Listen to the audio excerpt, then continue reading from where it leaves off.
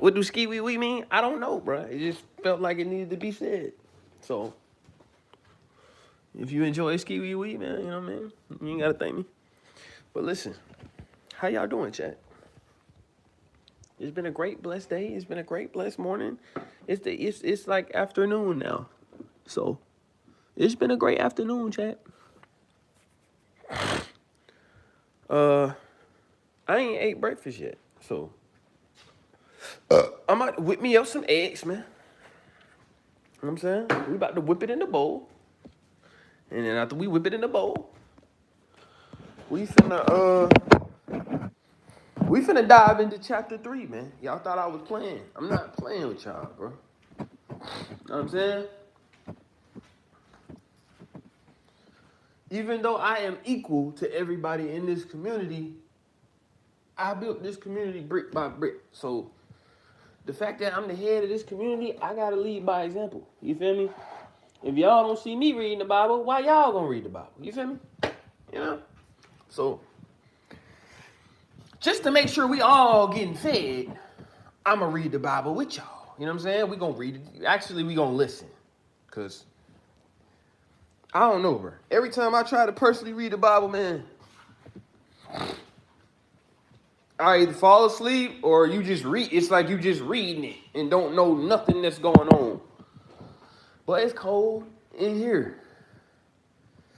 Let me put me a little hoodie on, chat.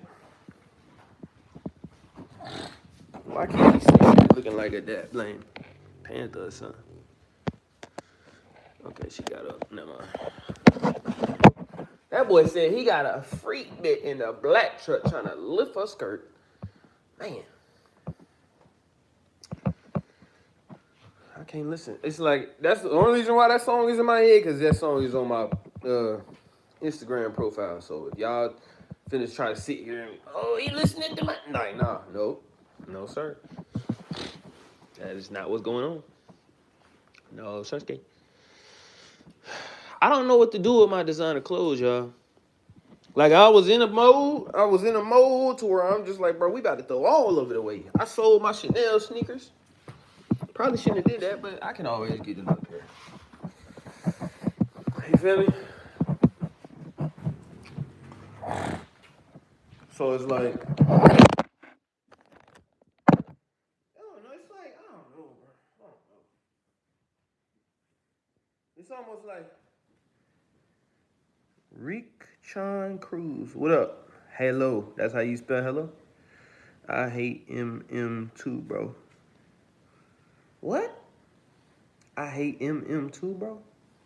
What you saying? Hey, bro, no cussing in the chat, gang. We gotta try our hardest not to cuss, bro. We gotta build this community into something ultrally positive, bro. No cussing, no LGBT convo, no slander. The only time we need to be talking about LGBT is to get people in this community from going LGBT to converting over to Christ. That's the only conversation we need to have about LGBT from this point on. Bis douche. What? I don't know what that means. And I rebuke it in the name of Jesus. You feel me? We only talk English in here.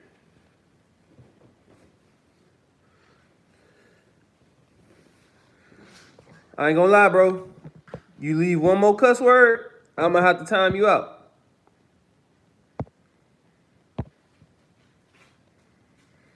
Claire Gorman, hi. What's up, Claire?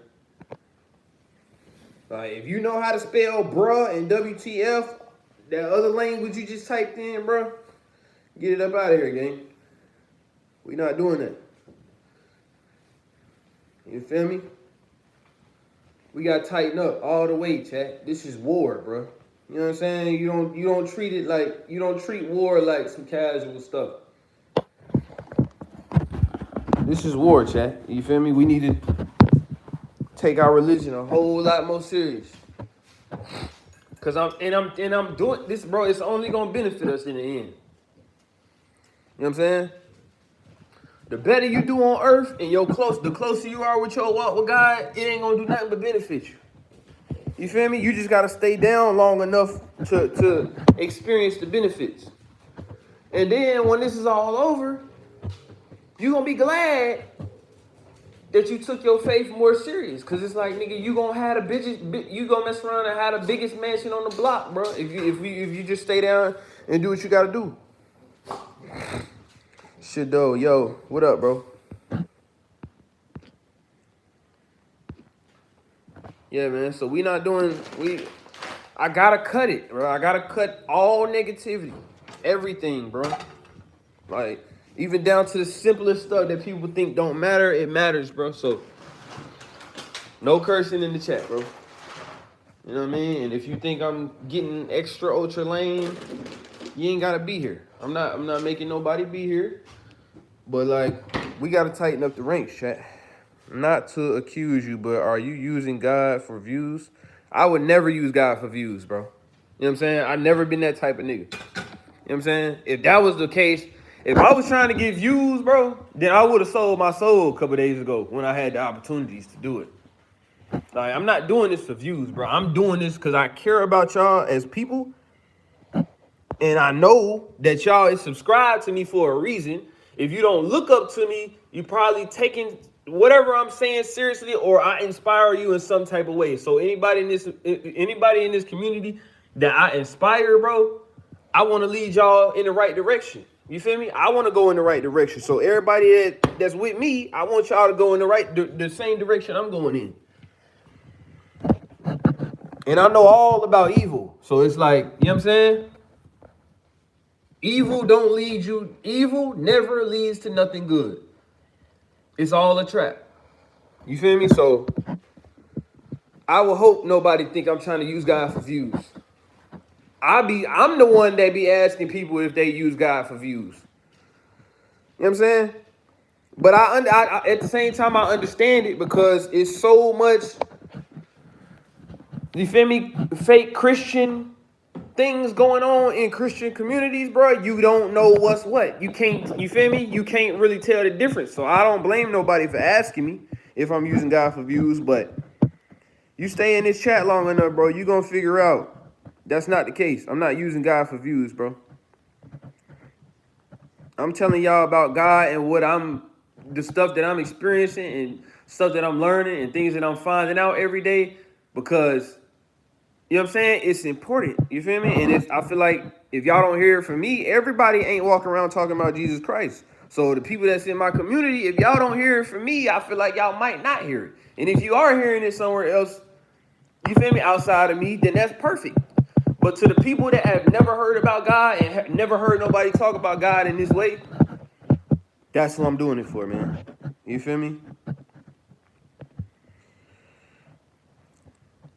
I'm asking because most videos say like and subscribe. That's what I'm saying. I said that last video. I literally said, bro, I don't like the fact that people try to like, what's it called? Like bait you into watching a YouTube video. You feel me? You never gonna catch me put on my channel, God wanted me to tell you this. And I'm live. You know what I'm saying? Like, nah, it's just gonna say Clay Cash is live, and I'm gonna come live, and I'm gonna talk to y'all about what I feel like, you know what I'm saying, need to be said. I'm not even coming on here really talking about my feelings or just experiences no more, bro. I'm gonna try to make it strictly about God. You know what I mean? Now, I'm still me, so while I'm on here, I'm probably gonna do some stuff to make y'all laugh. That's just, that's just come with it. That's just how a nigga, you know what I mean? That's how they made me, chat. But other than that, bro, this is about Jesus, bro. And you feel me? Me bringing y'all as a community music that's gonna heal us all. You know what I'm saying? Because the music that we listening to right now ain't doing nothing but, you feel me, convincing us to do more self-destruction. You feel me? So I said that because some say like and subscribe. Yeah, man, nah. Like you are gonna hear me say like, comment, subscribe on here. You feel me? But that's just cause, you feel me? Like, everybody got to get paid. But it's like me trying to use God as a ploy for y'all to come rock with me. No, sir. You feel me? Like, I'll mess around, go to hell just for that. I'm not trying to go to hell. I'm scared of God. So I'm not trying to use God's name in vain. at all. You feel what I'm saying? So when you come in this community, you can rest assured to know that I'm not using God for none of the wrong purposes. It's strictly because I know how much evil is going on out here, and I know how serious it is. You feel me? It's so serious that stuff that you don't think is serious is serious. You feel me? So am I gonna say like, comment, subscribe? Of course, bro. I'm a YouTuber. You feel me? I'm trying to make this my daily lifestyle.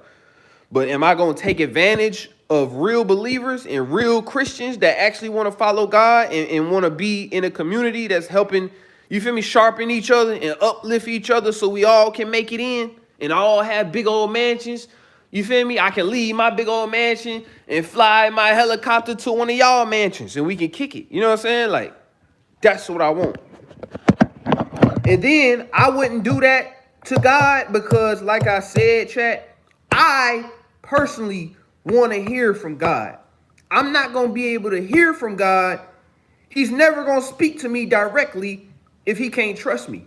So if I'm on here using him, that's the same thing the devil did. You feel me? Started manipulating stuff to the point where he could beat God. That's why he got kicked out of heaven. You feel me? So, me personally, bro, I kind of just lost what I was saying.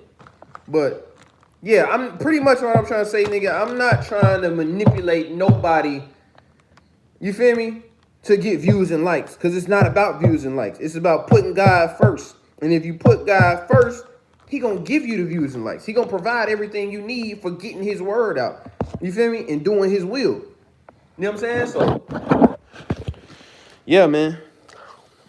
I'm eating cookies right now, crap. But, yeah, nah, man. I ain't never gonna use God, bro. I tell too much of the. I mean, you probably new to my channel, but I tell way too much of the truth, even when it don't benefit me. You know what I'm saying? To be trying to manipulate, nigga. My main pet peeve is people that manipulate. So I'm definitely not on here trying to manipulate y'all. You feel me? Y'all not, and how, you feel me? How I'm gonna be on here trying to manipulate y'all? Like, that's worse than me being on here trying to manipulate y'all with God tactics, bro. Is worse than me just not talking about God at all. You feel me, chat? So, no, sir. No, this is all the way 100% genuine, bro. If I never got paid a day in my life for talking to y'all about God, I would still do it. Because it's about what's right. And it ain't enough people out here that's worrying about what's right and want to do what's right and trying to be a good example for being right. Everybody out here thinking for themselves for real. So,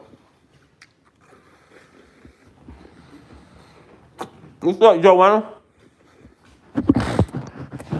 But yeah, man. You ain't never got to worry about me doing no underhanded stuff to y'all, man. And anybody in this community that's coming in here for the wrong reasons or to like eavesdrop or whatever.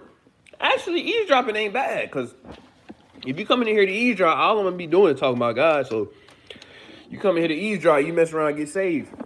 You know what I'm saying? So you could really benefit in a lot of ways. I don't think I want no eggs right now, chat. I think I'm enjoying my cookies right now. I think I'm enjoying my cookies right now, and then after I eat my cookies, I think I'm gonna eat some grapes. But yeah, man. Nigga, I'm the nigga that asks people, are they the ones, you feel me, trying to use God for the wrong reasons?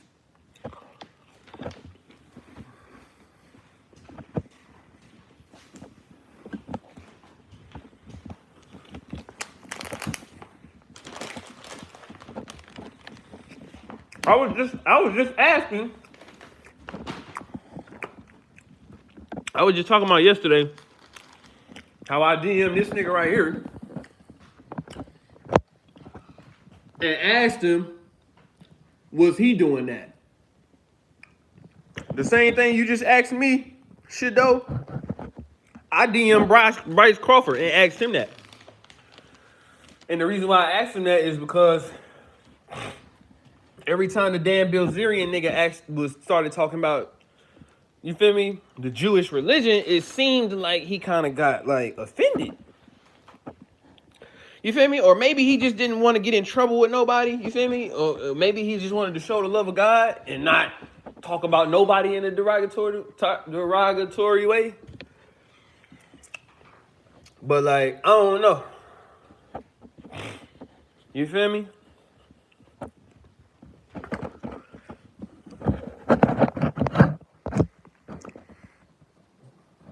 And it's a gift and a curse, because when I be peeping stuff a lot of time, more times that I've been wrong, bro, I've been right. Unfortunately. That really hurts me to say that, because like, you know what I mean? But nah, bro. I promise y'all, bro. With my whole heart, gang. If I'm ever doing anything to deceive y'all or like faking it, trying to make y'all feel like I'm for God and I'm not, nigga, God, kill me as soon as I do it, please. Cause I'd rather be dead than to be misleading y'all. I done been misled. You feel me? So it's like, that's the last thing I'm trying to do to y'all, man. My a-hole days is over. Even when I was an a-hole, though, I wasn't really big on misleading. You feel me? Even when I was like on a-hole type timing, bro, I was still telling people the truth. I just didn't care about the truth hurting them. You know what I'm saying? But now I care about all of it. All right, so let's read the Bible. Chapter 3. What's chapter 3? Let's okay, I was cold, then I got hot. All right. Probably because I was moving around. But Bible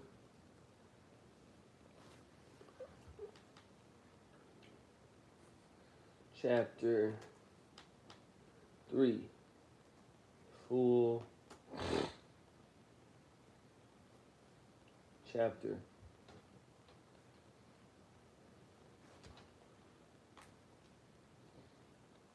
Hold on, chat. I need to go see what the third chapter of the Bible is real quick. I want to make sure it's right, because I want to go in order. So let me be back. Hold on, y'all. Hold on real quick. Genesis chapter 3. I think we already read Genesis. All right, hold on, y'all. Hold on. I'll be back. Hold on 1 second. All right, so we did Genesis. We did Exodus. I think we did Exodus. I know I did 2 chapters. The first 2 chapters is Genesis and Exodus. So I think I did Exodus. So right now we on Leviticus, chat. Do I look like a nigga that would be deceiving y'all like that, bro? I mean, I know I got tattoos on my face, bro, but come on, man. If y'all watch my channel, bro, y'all should know a nigga ain't trying to like manipulate y'all on no tight timing like that. I be on here talking about them type of folk. I ain't finna be no hypocrite and turn around and do something. You feel me? The same as like somebody that I'm speaking against. You know what I'm saying? But the third chapter of the Bible is Leviticus, chat. How you spell that? Love. Leviticus Audio Bible. Okay.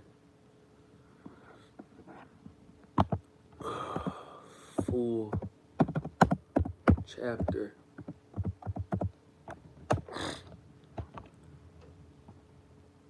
And I ain't gonna lie, bro. My next post on Instagram, because I don't even like the fact that I still got demonic music on my Instagram. If I wanted to take the demonic music on my Instagram, I would have to delete every photo and repost it. So instead of doing that, I'm going to just let all my viewers just see the journey. You know what I'm saying? And my next post on Instagram, it's not going to have no demonic music in it. You know what I'm saying? It's going to be all, even if it ain't got no lyrics, bro, it's going to feel like you gonna get a good feeling from it. Like it's gonna have I know the difference too, bro. It's gonna be like a feeling, a healing type feeling. You know what I'm saying? Like it's gonna be music that like warms your heart up. You know what I'm saying? Whether it's just a beat or you know what I'm saying? Whether it's just a beat or a song with lyrics. You know? And I know a lot of music is demonic, bro. Okay. Hold on, chat. I need to see how many chapters is in Leviticus real quick. Because they talking about 1 to 27. Let me see. All right, chat. So, Leviticus, bro. 1 through 27. Let's do it. You feel me? Y'all just sit and listen. Sacrifices to please me must be okay. completely burned on the bronze altar. Bulls or rams or goats. All right, let's do it. Hold on. Let's lock in, chat. Let's lock in. Hold on. I got a little shawty texting me. I can't be blushing on live in front of y'all, man. That's crazy.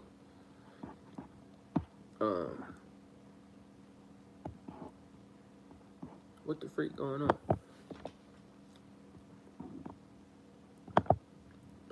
Play that joint. I was about to say play that bit. Play that joint. Bro, do y'all know the F, like, not just the F word. I'm pretty sure every curse word came straight from hell, but like, anyway. The Lord spoke to Moses from the sacred tent and gave him instructions for the community of Israel to follow when they offered sacrifices. Sacrifices to please me must be completely burned on the bronze altar. Bulls or rams or goats are the animals to be used for these sacrifices. If the animal is a bull, what's up, chat? It must not have anything y'all just wrong listen. with it. I ain't finna do too much talking. Y'all Lead it to just the entrance listen. of the sacred tent, and I will let you know if it is acceptable Hopefully to y'all me. don't get no. Lay your hand on its head, and I will accept the animal as a sacrifice for taking away your sins. After the bull is killed in my presence, some priests from Aaron's family will offer its blood to me by splattering it against the four sides of the altar. Skin the bull and cut it up, while the priests pile wood on the altar fire. Hey, bro. Even if we get through this whole chapter, and we don't really understand it,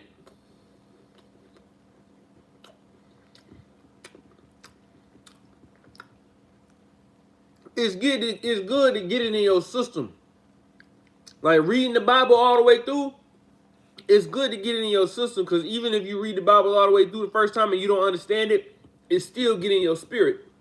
So in a way, it's healing you, even though you might not understand what's going on or what the story is trying to explain, bro. The Bible is just all type of codes. You feel me? So it's like you got to read it more than one time to actually start getting stuff out of it. But just reading the Bible alone is like taking medicine. You feel what I'm saying? So here we go. I'm gonna be quiet now. I'm not saying nothing else until this is over. Wash the bull's insides and hind legs. It's gonna be over in an hour. We got an hour. On the altar hour 47 minutes. The fat, and the rest of the animal.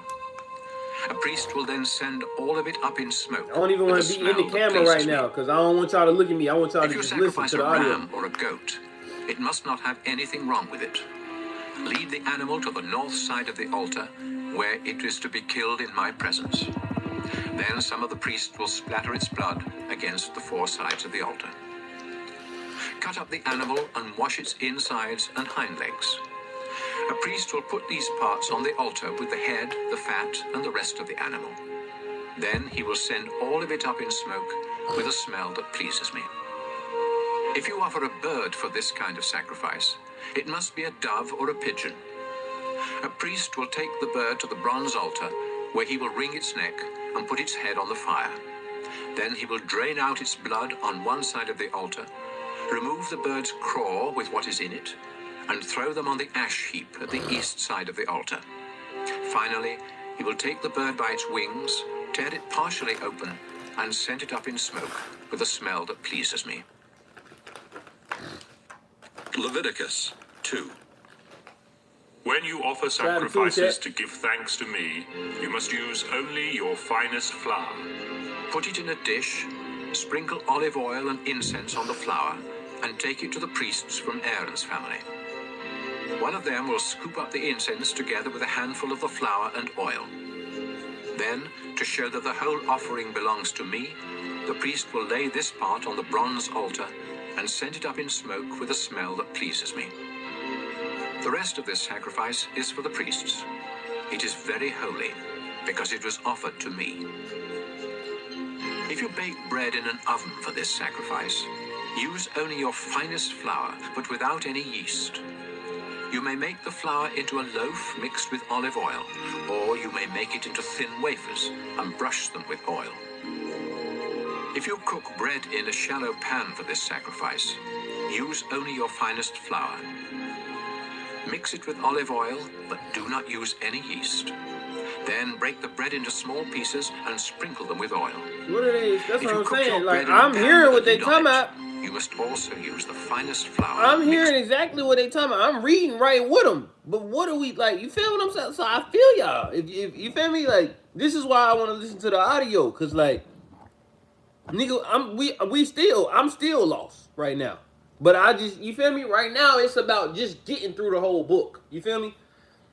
But to be honest with y'all, bro, I don't even know what they talking about. I just know they talking about sacrificing animals or something like that, putting them on the altar, making some type of bread.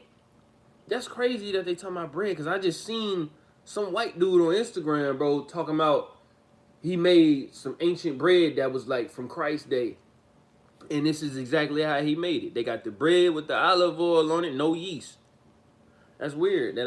That's bro. Be some crazy stuff happening. Not like crazy, but it's like stuff that happened that be just like lining up with stuff that I done already seen or just like heard about already.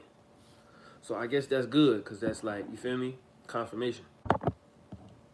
with oil. You may prepare sacrifices to give thanks in any of these 3 ways. Bring your sacrifice to a priest, and he will take it to the bronze altar. Then, to show that the whole offering belongs to me, the priest will lay part of it on the altar and send it up in smoke with a smell that pleases me. The rest of this sacrifice is for the priests. It is very holy, because it was offered to me. Yeast and honey must never be burned on the altar, so don't ever mix either of these in a grain sacrifice. You may offer either of them separately when you present the first part of your harvest to me, but they must never be burned on the altar. Salt is offered when you make an agreement with me, so sprinkle salt on these sacrifices.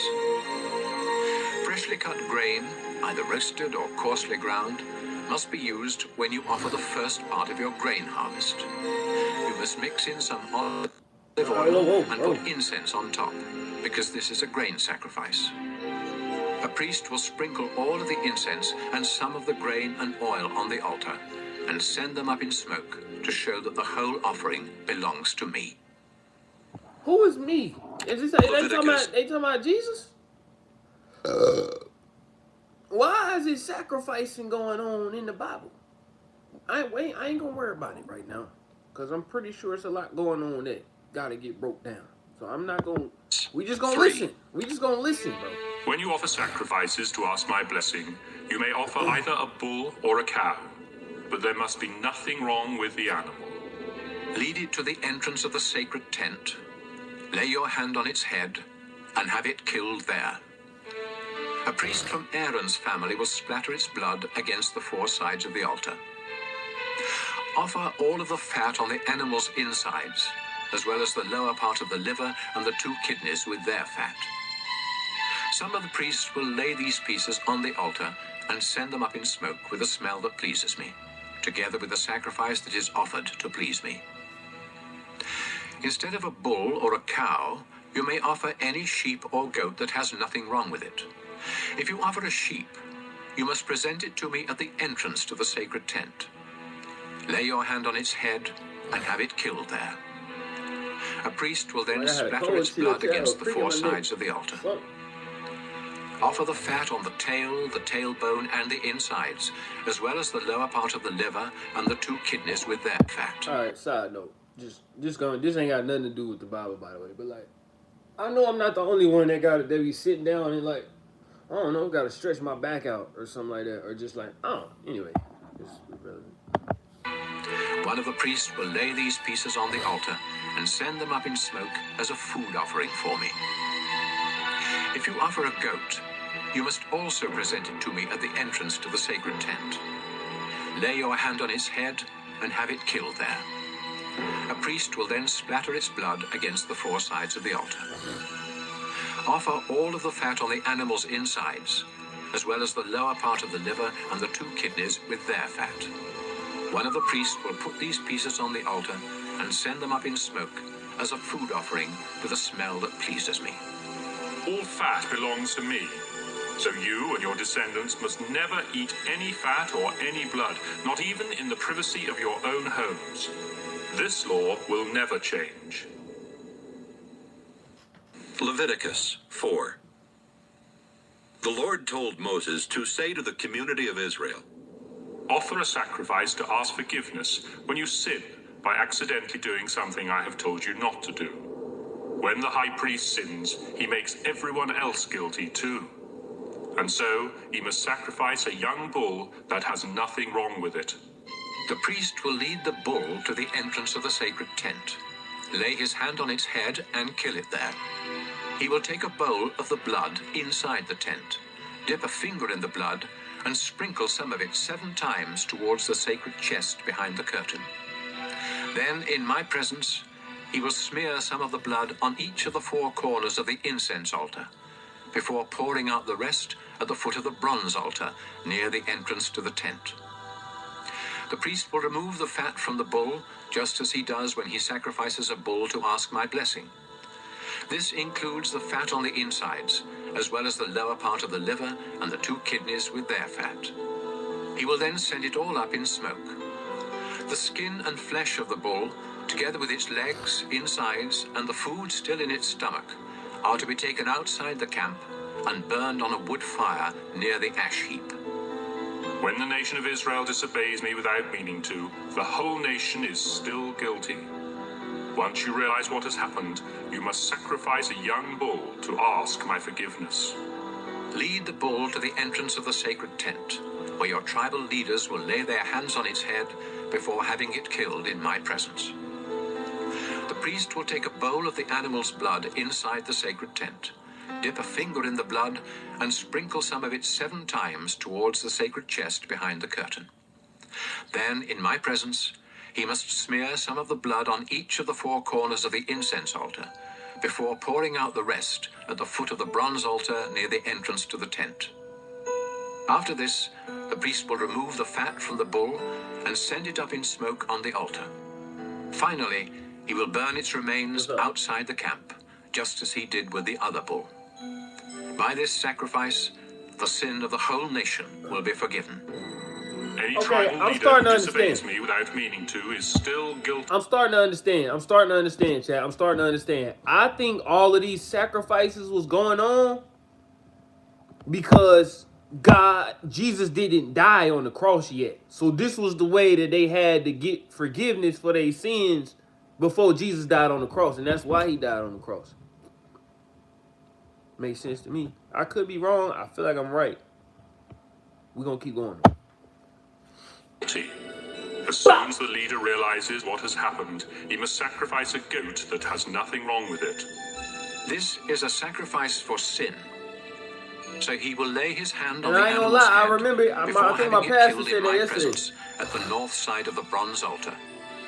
The priest will dip a finger in the blood, smear some of it on each of the 4 corners of the altar, and pour out the rest at the foot of the altar.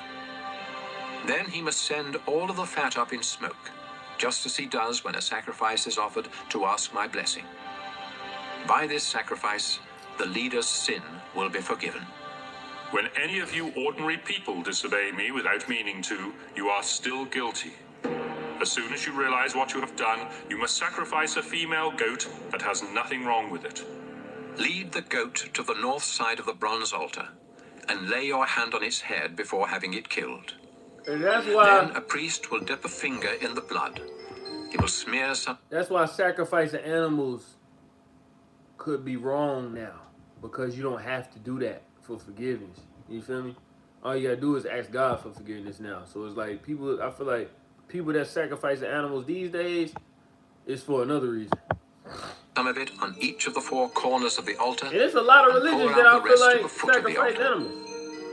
After this, the priest will remove all of the fat, just as he does when an animal is sacrificed to ask my blessing. The priest will then send the fat up in smoke with a smell that pleases me. This animal is sacrificed so that I will forgive you ordinary people when you sin. If you offer a lamb instead of a goat as a sacrifice for sin, it must be a female that has nothing wrong with it. Lead the lamb to the altar and lay your hand on its head before having it killed. The priest will dip a finger in the blood, smear some of it on each of the four corners of the altar, and pour out the rest at the foot of the altar. After this, all of the fat must be removed, just as when an animal is sacrificed to ask my blessing. Then the priest will send it up in smoke to me, together with a food offering, and your sin will be forgiven. Leviticus 5. If you refuse to testify in court about something you saw or know has happened, you have sinned and can be punished. You are guilty and unfit to worship me if you accidentally touch the dead body of any kind of unclean animal. You are guilty if you find out that you have accidentally touched any waste that comes from a human body. You are guilty the moment you realize that you have made a hasty promise to do something good or bad. As soon as you discover that you have committed any of these sins, you must confess what you have done. Then you must bring a female sheep or goat to me as the price for your sin. A priest will sacrifice the animal, and you will be forgiven. If you are poor and cannot afford to bring an animal, you may bring 2 doves or 2 pigeons. One of these will be a sacrifice to ask my forgiveness, and the other will be a sacrifice to please me. Come here, boo-boo. Give both birds to the priest, Come here. who will offer one as a sacrifice to ask my forgiveness. Stop, buddy. He will wring its neck without tearing off its head, splatter some of its blood on one side of the bronze altar, and drain out the rest at the foot of the altar. Then he will follow the proper rules for offering the other bird as a sacrifice to please me. You will be forgiven when the priest offers these sacrifices as the price for your sin. If you are so poor that you cannot afford doves or pigeons, you may bring 2 pounds of your finest flour. This is a sacrifice to ask my forgiveness. So don't sprinkle olive oil or sweet-smelling incense on it. Give the flour to a priest who will scoop up a handful and send it up in smoke together with the other offerings. This is a reminder that all of the flour belongs to me. Okay. By offering this sacrifice, the priest pays the price for any of these sins you may have committed. The priest gets the rest of the flour just as he does with grain sacrifices. The Lord told Moses what the people must do to make things right when they find out they have cheated the Lord without meaning to. If this happens, you must either sacrifice a ram that has nothing wrong with it, or else pay the price of a ram with the official money used by the priests. In addition, you must pay what you owe, plus a fine of 20%. Then the priest will offer the ram as a sacrifice to make things right, and you will be forgiven. If you break any of my commands without meaning to, you are still guilty and you can be punished. When you realize what you have done, you must either bring to the priest a ram that has nothing wrong with it, or else pay him for one. The priest will then offer it as a sacrifice to make things right, and you will be forgiven. Leviticus 6. The Lord told Moses what the people must do when they commit other sins against the Lord. No, you said no. You have sinned if you rob or cheat someone, if you keep back money or valuables left in your care, or if you find something and claim not to have it. When this happens, you must return what doesn't belong to you and pay the owner a fine of 20%. In addition, you must either bring to the priest a ram that has nothing wrong with it, or else pay him for one. The priest will then offer it as a sacrifice to make things right, and you will be forgiven for what you did wrong. The Lord told Moses to tell Aaron and his sons how to offer the daily sacrifices that are sent up in smoke to please the Lord. You must put the animal for the sacrifice on the altar in the evening and let it stay there all night, but make sure the fire keeps burning. The next morning you will dress in your priestly clothes, including your linen underwear. Then clean away the ashes left by the sacrifices and pile them beside the altar. Change into your everyday clothes. Take the ashes outside the camp and pile them in a special place. The fire must never go out, so put wood on it each morning. After this, you are to lay an animal on the altar next to the fat that you sacrifice to ask my blessing. Then send it all up in smoke to me. The altar fire must always be kept burning. It must never go out. When someone offers a sacrifice to give thanks, Sky GG's, what are you talking about?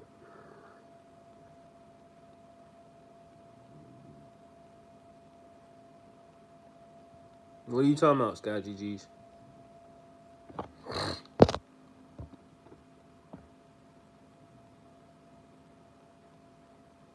I ain't in the mood for no nonsense right now, Sky GG's.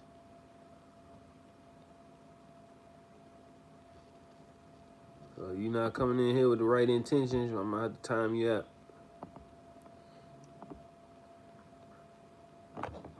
You feel me? We gotta thanks to start me, coming in here, the man, priests ready from to. Aaron's You family feel me? must bring it to the front of the bronze altar, where one of them will scoop up a handful of the flour and oil together with all the incense Let me on come it. and be righteous. Let's learn. Then, to show that the whole offering belongs to me, he will lay all of this on the altar and send it up in smoke with a smell that pleases me. The rest of it is to be baked without yeast and eaten by the priests in the sacred courtyard of the sacred tent. This bread is very holy, just like the sacrifices for sin or for making things right. And I have given this part to the priests from what is offered to me on the altar. Only the men in Aaron's family are allowed to eat this bread, and they must go through a ceremony to be made holy before touching it. This law will never change. The Lord spoke to Moses and told him what sacrifices the priests must offer on the morning and evening of the day they are ordained. It is the same as the regular morning and evening sacrifices. A pound of flour mixed with olive oil and cooked in a shallow pan. The bread must then be crumbled into small pieces and sent up in smoke with a smell that pleases me. Each of Aaron's descendants who is ordained as a priest must perform this ceremony and make sure that the bread is completely burned on the altar. None of it may be eaten. The Lord told Moses how the priests from Aaron's family were to offer the sacrifice for sin. This sacrifice is very sacred, and the animal must be killed in my presence at the north side of the bronze altar. The priest who offers this sacrifice must eat it in the sacred courtyard of the sacred tent, and anyone or anything that touches the meat will be holy. If any of the animal's blood is splattered on the clothes of the priest, they must be washed in a holy place. If the meat was cooked in a clay pot, the pot must be destroyed. But if it was cooked in a bronze pot, the pot must be scrubbed and rinsed with water. This sacrifice is very holy, and only the priests may have any part of it. None of the meat may be eaten from the sacrifices for sin that require blood to be brought into the sacred tent. These sacrifices must be completely burned. Leviticus 7. The sacrifice to make things right is very sacred. The animal must be killed in the same place where the sacrifice to please me is killed, and the animal's blood must be splattered against the four sides of the bronze altar. Offer all of the animal's fat, including the fat on its tail and on its insides, as well as the lower part of the liver and the 2 kidneys with their fat. One of the priests will lay these pieces on the altar and send them up in smoke to me. This sacrifice for making things right is very holy. Only the priests may eat it, and they must eat it in a holy place. The ceremony for this sacrifice and the one for sin are just alike, and the meat may be eaten only by the priest who performs this ceremony of forgiveness. In fact, the priest who offers a sacrifice to please me may keep the skin of the animal, just as he may eat the bread from a sacrifice to give thanks to me.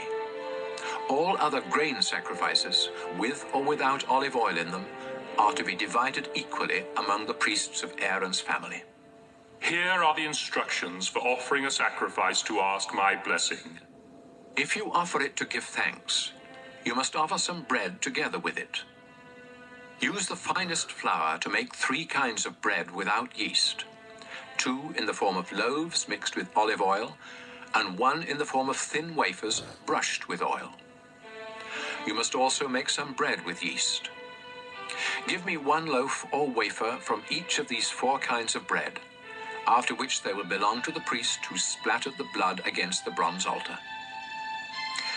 When you offer an animal to ask a blessing from me or to thank me, the meat belongs to you, but it must be eaten the same day. It is different with the sacrifices you offer me when you make me a promise or voluntarily give me something.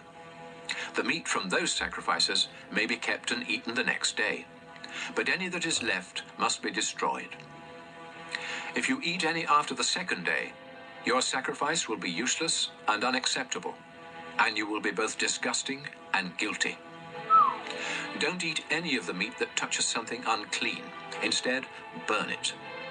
The rest of the meat may be eaten by anyone who is clean and acceptable to me. But this is But don't very eat any of this meat if you have become unclean by touching something unclean from a human or an animal or from any other creature. If you do, you will no longer belong to the community of Israel.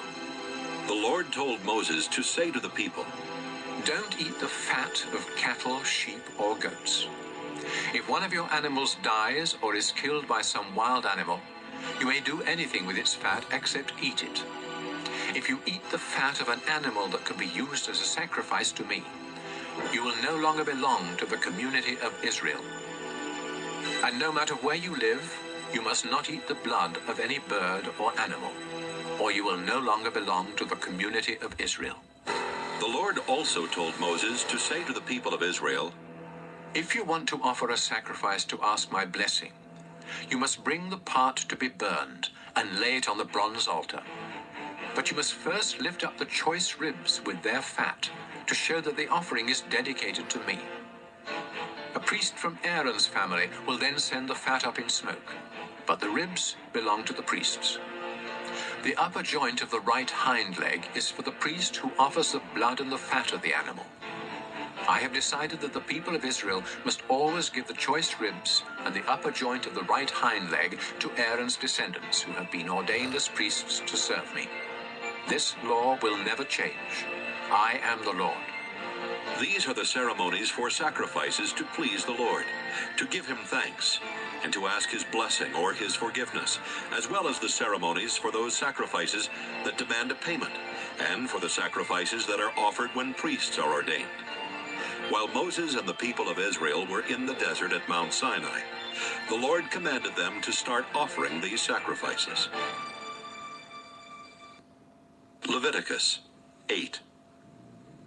The Lord said to Moses, Send for Aaron and his sons, as well as their priestly clothes, the oil for ordination, the bull for the sin offering, the 2 rams and a basket of bread made without yeast. Then bring the whole community of Israel together at the entrance to the sacred tent. Moses obeyed the Lord, and when everyone had come together, he said, We are here to follow the Lord's instructions. After Moses told Aaron and his sons to step forward, he had them wash themselves. He put the priestly shirt and robe on Aaron and wrapped the sash around his waist. Then he put the sacred vest on Aaron and fastened it with the finely woven belt. Next, he put on Aaron the sacred breastpiece that was used in learning what the Lord wanted his people to do. He placed the turban on Aaron's head, and on the front of the turban was the narrow strip of thin gold as a sign of his dedication to the Lord. Moses then dedicated the sacred tent and everything in it to the Lord by sprinkling them with some of the oil for ordination. He sprinkled the bronze altar 7 times, and he sprinkled its equipment, as well as the large bronze bowl and its base. He also poured some of the oil on Aaron's head to dedicate him to the Lord. At last, Moses dressed Aaron's sons in their shirts, then tied sashes around them and put special caps on them, just as the Lord had commanded. Moses led out the bull that was to be sacrificed for sin, and Aaron and his sons laid their hands on its head. After it was killed, Moses dipped a finger in the blood and smeared some of it on each of the 4 corners of the bronze altar before pouring out the rest at the foot of the altar. This purified the altar and made it a fit place for offering the sacrifice for sin. Moses then took the fat on the bull's insides, as well as the lower part of the liver and the 2 kidneys, with their fat, and sent them up in smoke on the altar fire. Finally, he took the skin and the flesh of the bull, together with the food still in its stomach, and burned them outside the camp, just as the Lord had commanded. Moses led out the ram for the sacrifice to please the Lord. After Aaron and his sons had laid their hands on its head, Moses killed the ram and splattered its blood against the 4 sides of the altar. Moses had the animal cut up, and he washed its insides and hind legs. Then he laid the head, the fat, and the rest of the ram on the altar, and sent them up in smoke with a smell that pleased the Lord. All this was done just as the Lord had commanded. Moses led out the ram for the ceremony of ordination. Aaron and his sons laid their hands on its head, and it was killed. Moses smeared some of its blood on Aaron's right earlobe, some on his right thumb, and some on the big toe of his right foot. Moses did the same thing for Aaron's sons, before splattering the rest of the blood against the 4 sides of the altar. He took the animal's fat tail, the fat on its insides, and the lower part of the liver and the 2 kidneys with their fat, and the right hind leg.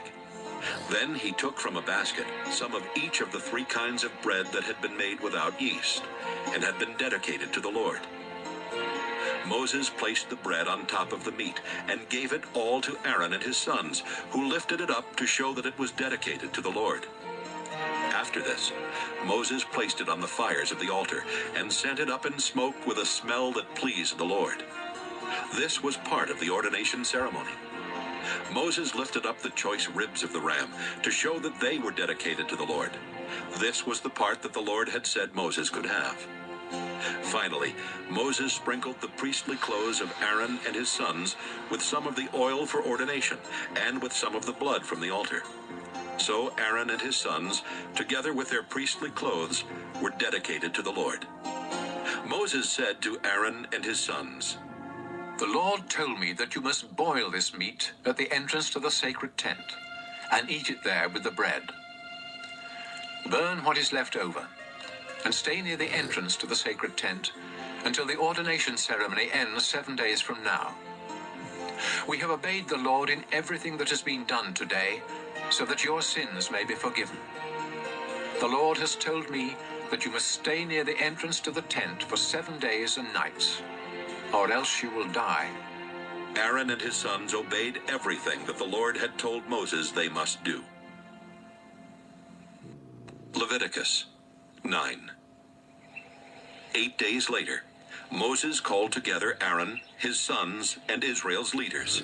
Then he said to Aaron, Find a young bull and a ram that have nothing wrong with them. Offer the bull to the Lord as a sacrifice for sin, and the ram as a sacrifice to please him.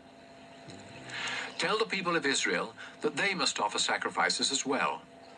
They must offer a goat as a sacrifice for sin, and a bull and a ram as a sacrifice to please the Lord. The bull and the ram must be a year old and have nothing wrong with them. Then the people must offer a bull and a ram as a sacrifice to ask the Lord's blessing, and also a grain sacrifice mixed with oil. Do this because the Lord will appear to you today. After the animals and the grain had been brought to the front of the sacred tent, You know what's and crazy, the people chat? were standing there in the presence of the Lord, Moses said, Check this out, right? The Lord has ordered you to do this. They using olive oil all the way back in Bible times, nigga, and we still use olive oil to this day to cook with. Ain't that something? So that he may appear to you in all of his glory. Aaron, step up to the altar and offer the sacrifice to please the Lord. Then offer the sacrifices for the forgiveness of your sins and for the sins of the people, just as the Lord has commanded. Aaron stepped up to the altar and killed the bull that was to be the sacrifice for his sins. His sons brought him the blood. He dipped a finger in it, smeared some on the 4 corners of the bronze altar, and poured out the rest at its foot. But he sent up in smoke the fat, the kidneys, and the lower part of the liver, just as the Lord had commanded Moses. Then Aaron burned the skin and the flesh outside the camp. After Aaron had killed the ram that was sacrificed to please the Lord, Aaron's sons brought him the blood, and he splattered it against all 4 sides of the altar. They brought him each piece of the animal, including the head, and he burned them all on the altar. He washed the insides and the hind legs, and also sent them up in smoke. Next, Aaron sacrificed the goat for the sins of the people, as he had done with the sacrifice for his own sins. And so he burned this sacrifice on the altar in the proper way. He also presented the grain sacrifice, and burned a handful of the flour on the altar as part of the morning sacrifice. At last, he killed the bull and the ram as a sacrifice to ask the Lord's blessing on the people. Aaron's sons brought him the blood, and he splattered it against the four sides of the altar. His sons placed all the fat, as well as the kidneys and the lower part of the liver, on top of the choice ribs. Then Aaron burned the fat on the altar, and lifted up the ribs and the right hind leg to show that these were dedicated to the Lord. This was done just as the Lord had instructed Moses.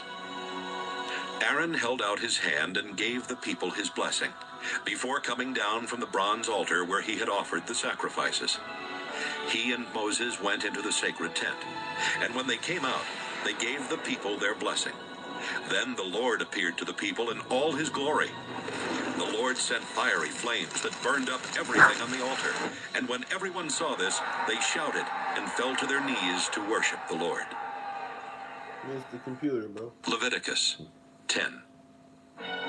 Nadab and Abihu were two of Aaron's sons, but they disobeyed the Lord by burning incense to him on a fire pan when they were not supposed to. Suddenly the Lord sent fiery flames and burned them to death. Then Moses told Aaron that this was exactly what the Lord had meant when he said, I demand respect from my priests, and I will be praised by everyone. Aaron was speechless. How old Moses is he sent too? for Mishael and Elzaphan, the two sons Nigga of just Aaron's burnt some uncle niggas? Uzziel. Set him on Then fire. he told them, Take these two dead relatives of yours outside the camp, far from the entrance to the sacred tent. So they dragged the dead men away by their clothes. Then Moses told Aaron and his other two sons, Eleazar and Ithamar, Don't show your sorrow by messing up your hair and tearing your priestly clothes, or the Lord will get angry. He will kill the three of you and punish everyone else. It's all right for your relatives, the people of Israel, to mourn for those he destroyed by fire, but you are the Lord's chosen priests, and you must not leave the sacred tent, or you will die. Aaron and his two sons obeyed Moses. The Lord said to Aaron, When you or your sons enter the sacred tent, you must never drink beer or wine. If you do, you will die right there. This law will never change. You must learn the difference between what is holy and what isn't holy, and between the clean and the unclean. You must also teach the people of Israel everything that I commanded Moses to say to them. Moses told Aaron and his two sons, Eleazar and Ithamar, The grain sacrifice that was offered to I've give been thanks live to for the an hour Lord already. is very holy. So make bread without yeast from the part that wasn't sent up in smoke, and eat it beside the altar. The Lord has said that this belongs to you and your sons, and that it must be eaten in a holy place. But the choice ribs and the hind leg that were lifted up may be eaten by your entire family, as long as you do so in an acceptable place. These parts are yours from the sacrifices that the people offer to ask the Lord's blessing. This is what the Lord has commanded, and it will never change. When Moses asked around and learned that the ram for the sin sacrifice had already been burned on the altar, he became angry with Eleazar and Ithamar and said, Why didn't you eat the meat from this sacrifice in an acceptable place? It is very holy, and the Lord has given you this sacrifice to remove Israel's sin and guilt. Whenever an animal's blood isn't brought into the sacred tent, I commanded you to eat its meat in an acceptable place, but you burned it instead. Their father Aaron replied, Today 2 of my sons offered the sacrifice for sin and the sacrifice to please the Lord. And look what has happened to me. Would the Lord have approved if I had eaten the sacrifice for sin? Moses was satisfied with Aaron's reply. Leviticus 11. The Lord told Moses and Aaron to say to the community of Israel, You may eat any animal that has divided hoofs and choose the cud. But you must not eat animals such as camels, rock badgers, and rabbits that chew the cud but don't have divided hooves. And you must not eat pigs. They have divided hooves, but don't chew the cud. All of these animals are unclean, and you are forbidden even to touch their dead bodies. You may eat anything that lives in water and has fins and scales, but it would be disgusting for you to eat anything else that lives in water, and you must not even touch their dead bodies. Eagles, vultures, buzzards, crows, ostriches, hawks, seagulls, owls, pelicans, storks, herons, hoopoes, and bats are also disgusting, and you are forbidden to eat any of them. The only winged insects you may eat are locusts, grasshoppers, and crickets. All other winged insects that crawl are too disgusting for you to eat. Don't even touch the dead bodies of animals that have divided hooves, but don't chew the cud. And don't touch the dead bodies of animals that have paws. If you do, you must wash your clothes, but you are still unclean until evening. Moles, rats, mice, and all kinds of lizards are unclean. Anyone who touches their dead bodies, or anything touched by their dead bodies, becomes unclean until evening. If something made of wood, cloth, or leather touches one of their dead bodies, it must be washed, but it is still unclean until evening. If any of these animals is found dead in a clay pot, the pot must be broken to pieces, and everything in it becomes unclean. If you pour water from this pot on any food, that food becomes unclean, and anything drinkable in the pot becomes unclean. If the dead body of one of these animals touches anything else, including ovens and stoves, that thing becomes unclean and must be destroyed. A spring or a cistern where one of these dead animals is found is still clean, but anyone who touches the animal becomes unclean. If the dead body of one of these animals is found lying on seeds that have been set aside for planting, the seeds remain clean. But seeds that are soaking in water become unclean if the dead animal is found in the water. If an animal that may be eaten happens to die and you touch it, you become unclean until evening. If you eat any of its meat or carry its body away, you must wash your clothes, but you are still unclean until evening. Don't eat any of those disgusting little creatures that crawl or walk close to the ground. If you eat any of them, you will become just as disgusting and unclean as they are. I am the Lord your God, and you must dedicate yourself to me and be holy, just as I am holy. Don't become disgusting by eating any of these unclean creatures. I brought you out of Egypt so that I could be your God. Now you must become holy because I am holy. I have given these laws so that you will know what animals, birds, and fish are clean and may be eaten, and which ones are unclean and may not be eaten. Leviticus 12. The Lord told Moses to say to the community of Israel, If a woman gives birth to a son, she is unclean for 7 days, just as she is during her monthly period. Her son must be circumcised on the 8th day, but her loss of blood keeps her from being completely clean for another 33 days. During this time, she must not touch anything holy or go to the place of worship. Any woman who gives birth to a daughter is unclean for 2 weeks, just as she is during her period. And she won't be completely clean for another 66 days. When the mother has completed her time of cleansing, she must come to the front of the sacred tent and bring to the priest a year-old lamb as a sacrifice to please me, and a dove or a pigeon as a sacrifice for sin. After the priest offers the sacrifices to me, the mother will become completely clean from her loss of blood, whether her child is a boy or a girl. If she cannot afford a lamb, she can offer 2 doves or 2 pigeons, one as a sacrifice to please me, and the other as a sacrifice for sin. Leviticus 13. The Lord told Moses and Aaron to say to the people, If sores or boils or a skin rash should break out and start spreading on your body, you must be brought to Aaron or one of the other priests. If the priest discovers that the hair That boy in the be talking about infected Aaron a area lot, has don't he, turned Chad? white, and that the infection seems more than skin deep, he will say, "This is leprosy. You are unclean." But if the infected area is white and only skin deep, and if the hair in it hasn't turned white, the priest will order you to stay away from everyone else for 7 days. If the disease hasn't spread by that time, he will order you to stay away from everyone else for another 7 days. Then, if the disease hasn't gotten any worse or spread, the priest will say, "You are clean. It was only a sore. After you wash your clothes, you may go home." However, if the disease comes back, you must return to the priest. If it is discovered that the disease has started spreading, he will say, "This is leprosy. You are unclean." Any of you with a skin disease must be brought to a priest. If he discovers that the sore spot is white with pus, and that the hair around it has also turned white, he will say, "This is leprosy. You are unclean and must stay away from everyone else."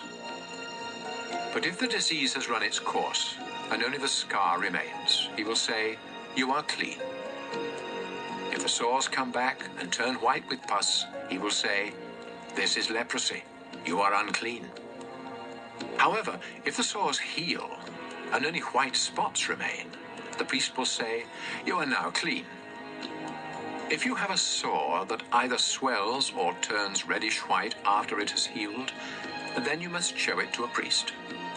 If he discovers that the hair in the infected area has turned white, and that the infection seems more than skin deep, he will say, "This is leprosy. You are unclean."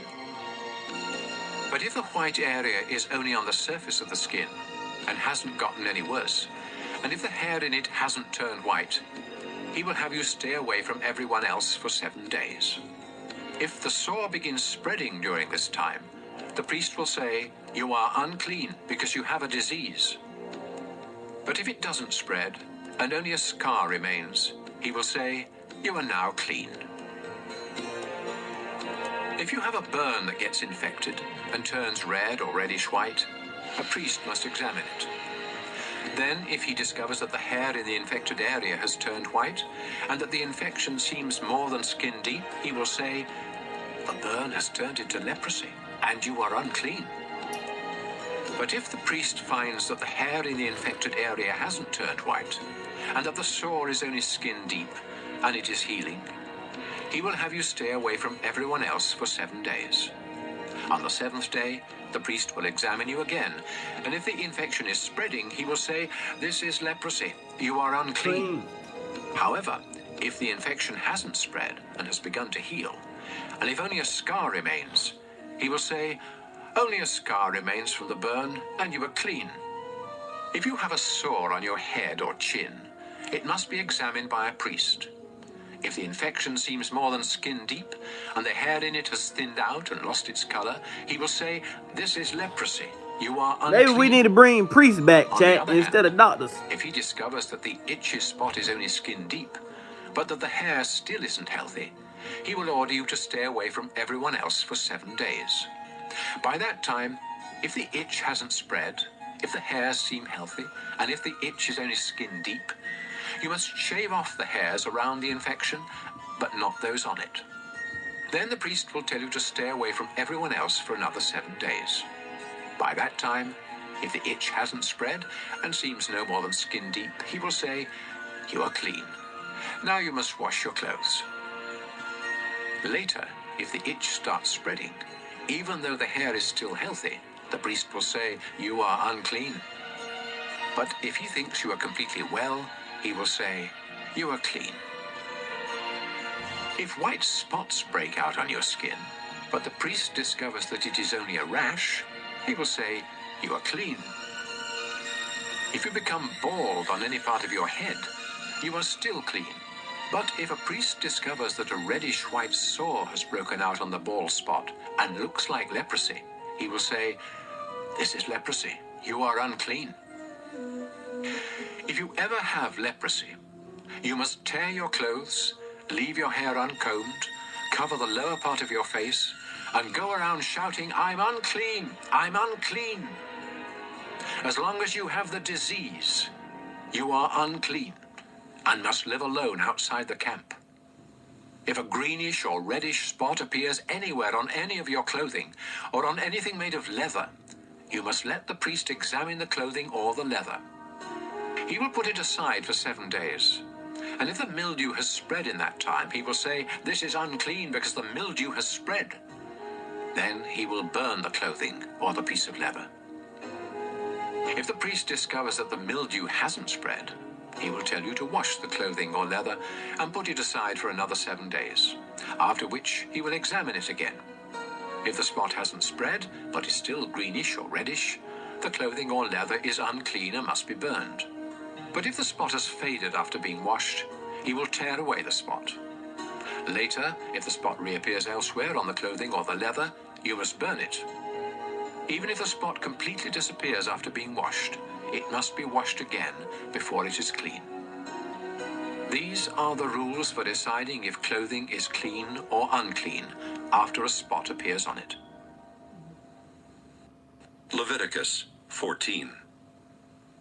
The Lord told Moses to say to the people, After you think you are healed of leprosy, you must ask for a priest to come outside the camp and examine you. And if you are well, he will have someone bring out 2 live birds that are acceptable for sacrifice, together with a stick of cedar wood, a piece of red yarn, and a branch from a hyssop plant. The priest will have someone kill one of the birds over a clay pot of spring water.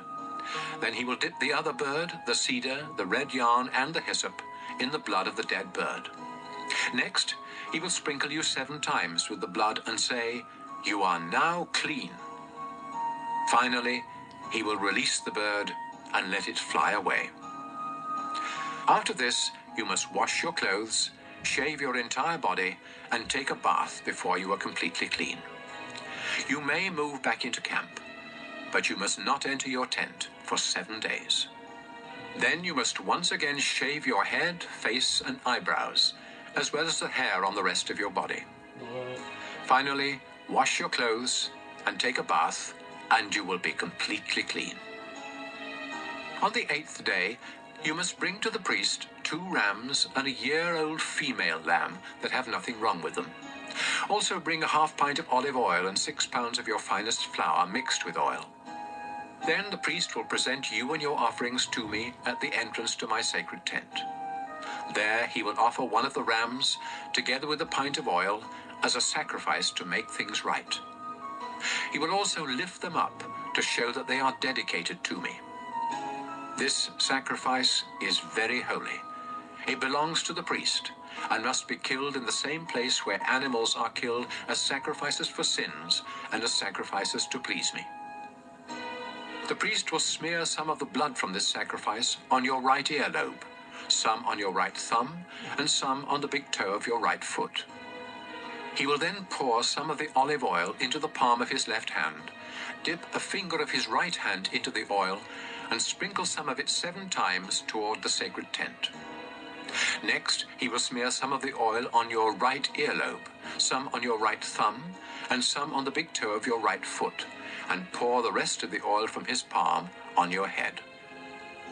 Then he will offer the other 2 animals, one as a sacrifice for sin, and the other as a sacrifice to please me, together with a grain sacrifice. After this, you will be completely clean. If you are poor and cannot afford to offer this much, you may offer a ram as a sacrifice to make things right, together with a ½ pint of olive oil and 2 pounds of flour mixed with oil as a grain sacrifice. The priest will then lift these up to dedicate them to me. Depending on what you can afford, you must also offer either 2 doves or 2 pigeons, one as a sacrifice for sin and the other as a sacrifice to please me. The priest will offer these to me in front of the sacred tent on the 8th day. The priest will kill this ram for the sacrifice to make things right, and he will lift it up with the olive oil in dedication to me. Then he will smear some of the blood on your right earlobe, some on your right thumb, and some on the big toe of your right foot. The priest will pour some of the olive oil into the palm of his left hand, then dip a finger of his right hand in the oil and sprinkle some of it 7 times toward the sacred tent. He will smear some of the oil on your right earlobe, some on your right thumb, and some on the big toe of your right foot, just as he did with the blood of the sacrifice to make things right. And he will pour the rest of the oil from his palm on your head. Then, depending on what you can afford, he will offer either the doves or the pigeons together with the grain sacrifice. One of the birds is the sacrifice for sin, and the other is the sacrifice to please me. After this, you will be completely clean. These are the things you must do if you have leprosy and cannot afford the usual sacrifices to make you clean. The Lord told Moses and Aaron to say to the people, After I have given you the land of Canaan as your permanent possession, here is what you must do if I ever put mildew on the walls of any of your homes. First, you must say to a priest, I think mildew is on the wall of my house. The priest will reply, Empty the house before I inspect it, or everything in it will be unclean. If the priest discovers greenish or reddish spots that go deeper than the surface of the walls, he will have the house closed for 7 days. Then he will return and check to see if the mildew has spread. If so, he will have someone scrape the plaster from the walls, remove the filthy stones, then haul everything off and dump it in an unclean place outside the town. Afterwards, the wall must be repaired with new stones and fresh plaster. If the mildew appears a second time, the priest will come and say, This house is unclean. It's covered with mildew that can't be removed.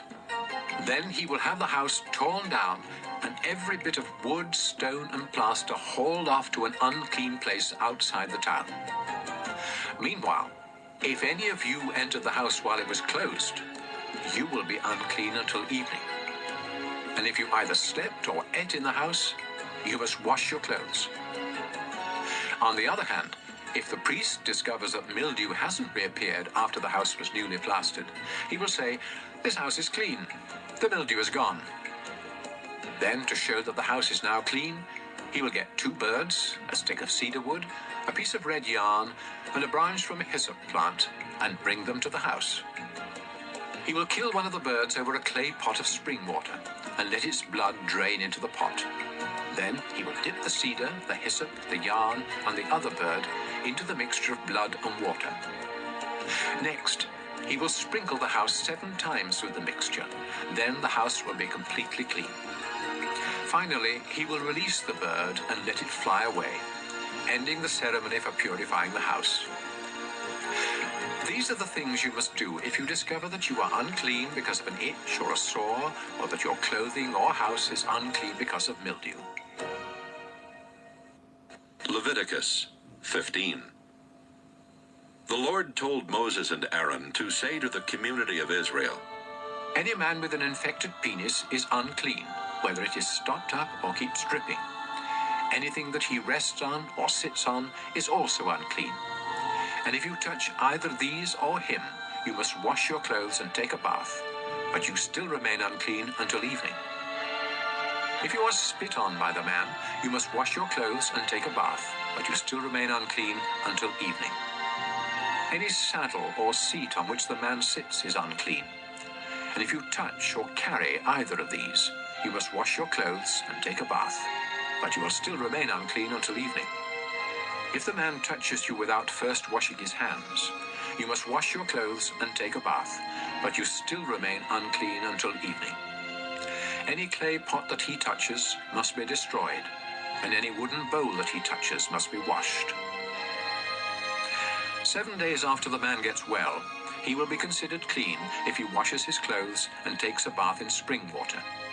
On the 8th day, he must bring either 2 doves or 2 pigeons to the front of my sacred tent and give them to a priest. The priest will offer one of the birds as a sacrifice for sin, and the other as a sacrifice to please me. Then I will consider the man completely clean. Any man who has a flow of semen must take a bath, but he still remains unclean until evening. If the semen touches anything made of cloth or leather, these must be washed, but they still remain unclean until evening.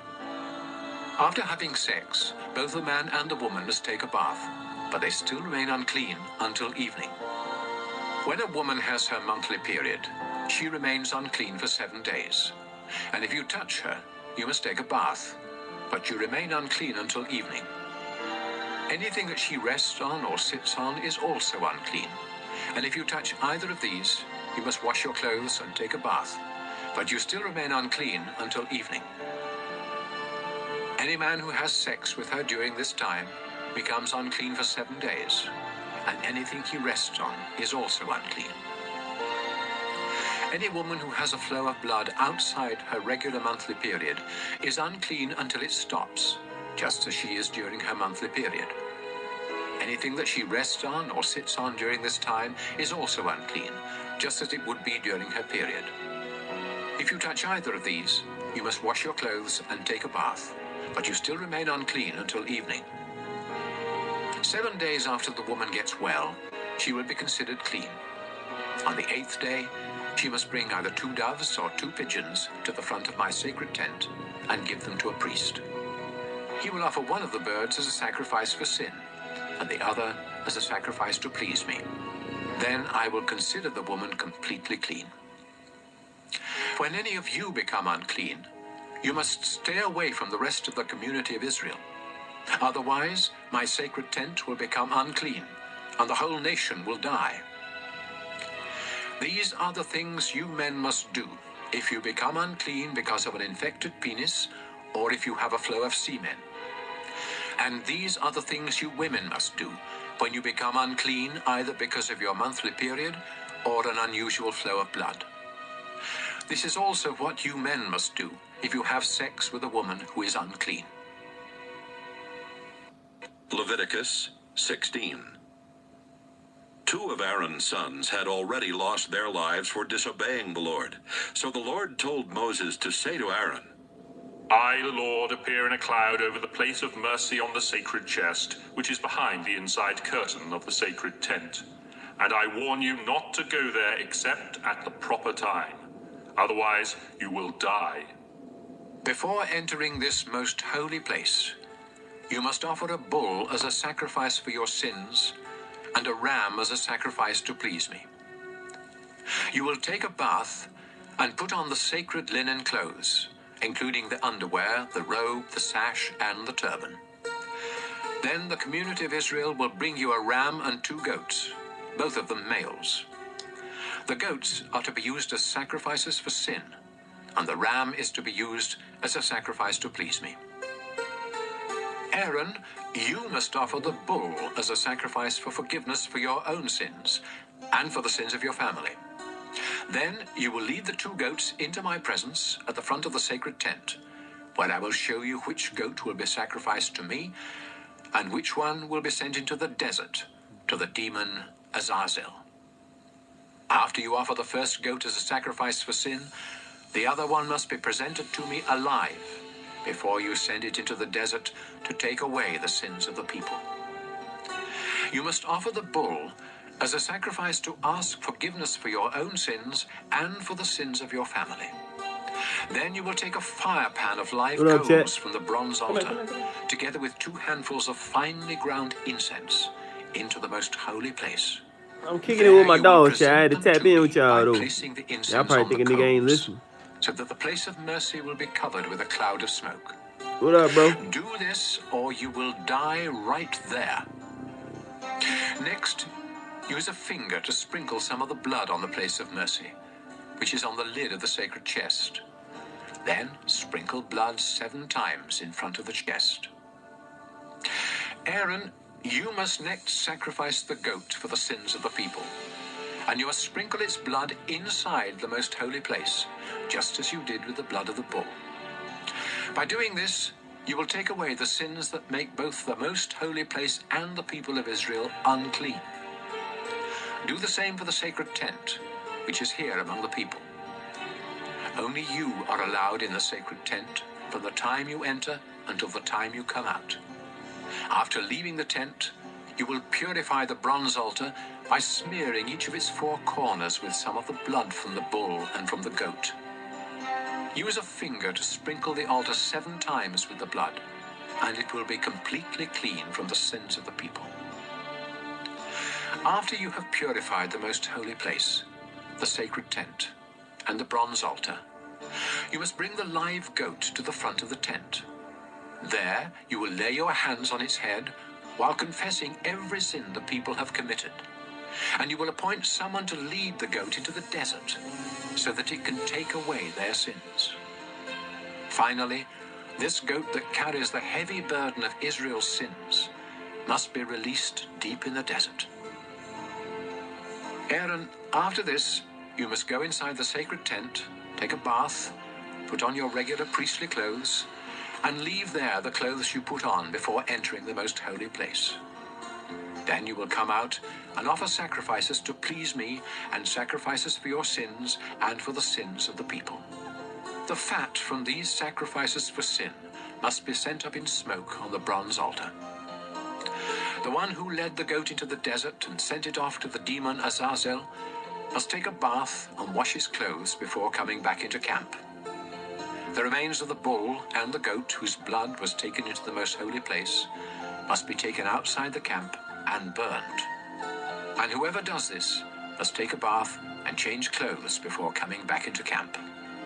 On the 10th day of the 7th month of each year, you must go without eating to show sorrow for your sins, and no one, including foreigners who live among you, is allowed to work. This is the day on which the sacrifice for the forgiveness of your sins will be made in my presence, and from now on it must be celebrated each year. Go without eating, and make this a day of complete rest, just like the Sabbath. The high priest must offer the sacrifices for cleansing from sin while wearing the sacred linen clothes. He will offer these sacrifices for the most holy place, the sacred tent, the bronze altar, all the priests, and for the whole community. You must celebrate this day each year. It is the great day of forgiveness for all the sins of the people of Israel. Moses did exactly as the Lord had commanded. Leviticus 17. The Lord told Moses to tell Aaron, his sons, and everyone else in Israel, Whenever you kill any of your cattle, sheep, or goats as sacrifices to me, you must do it at the entrance to the sacred tent. If you don't, you will be guilty of pouring out blood, and you will no longer belong to the community of Israel. And so, when you sacrifice an animal to ask my blessing, it must not be done out in a field, but in front of the sacred tent. Then a priest can splatter its blood against the bronze altar and send its fat up in smoke with a smell that pleases me. Don't ever turn from me again and offer sacrifices to goat demons. This law will never change. Remember, no one in Israel, including foreigners, is to offer a sacrifice anywhere except at the entrance to the sacred tent. If you do, you will no longer belong to my people. I will turn against any of my people who eat blood. This also includes any foreigners living among you. Life is in the blood, and I have given you the blood of animals to sacrifice in place of your own. That's also why I have forbidden you to eat blood. Even if you should hunt and kill a bird or an animal, you must drain out the blood and cover it with soil. The life of every living creature is in its blood. That's why I have forbidden you to eat blood, and why I have warned you that anyone who does will no longer belong to my people. If you happen to find a dead animal and eat it, you must take a bath and wash your clothes, but you are still unclean until evening. If you don't take a bath, you will suffer for what you did wrong. Leviticus 18. The Lord told Moses to tell the people of Israel, I am the Lord your God. So don't follow the customs of Egypt, where you used to live, or those of Canaan, where I am bringing you. I am the Lord your God, and you must obey my teachings. Obey them, and you will live. I am the Lord. Don't have sex with any of your close relatives, especially your own mother. This would disgrace your father. And don't disgrace him by having sex with any of his other wives. Don't have sex with your sister or stepsister, whether you grew up together or not. Don't disgrace yourself by having sex with your granddaughter or half-sister, or a sister of your father or mother. Don't disgrace your uncle by having sex with his wife. Don't have sex with your daughter-in-law or sister-in-law. And don't have sex with the daughter or granddaughter of any woman that you have earlier had sex with. You may be having sex with a relative, and that would make you unclean. As long as your wife is alive, don't cause trouble for her by taking one of her sisters as a second wife. When a woman is having her monthly period, she is unclean, so don't have sex with her. Don't have sex with another man's wife. That would make you unclean. Don't sacrifice your children on the altar fires to the god Molech. I am the Lord your God, and that would disgrace me. It is disgusting for a man to have sex with another man. Anyone who has sex with an animal is unclean. Don't make yourselves unclean by any of these disgusting practices of those nations that I am forcing out of the land for you. They made themselves and the land so unclean that I punished the land because of their sins, and I made it vomit them up. Now don't do these sickening things that make the land filthy. Instead, obey my laws and teachings. Then the land won't become sick of you and vomit you up, just as it did them. If any of you do these vulgar, disgusting things, you will be unclean and no longer belong to my people. I am the Lord your God, and I forbid you to follow their sickening way of life. Leviticus 19. The Lord told Moses to say to the community of Israel, I am the Lord your God. I am holy, and you must be holy too. Respect your father and your mother. Honor the Sabbath, and don't make idols or images. I am the Lord your God. When you offer a sacrifice to ask my blessing, be sure to follow my instructions. You may eat the meat either on the day of the sacrifice or on the next day, but you must burn anything left until the third day. If you eat any of it on the third day, the sacrifice will be disgusting to me, and I will reject it. In fact, you will be punished for not respecting what I say is holy, and you will no longer belong to the community of Israel. When you harvest your grain, always leave some of it standing along the edges of your fields, and don't pick up what falls on the ground.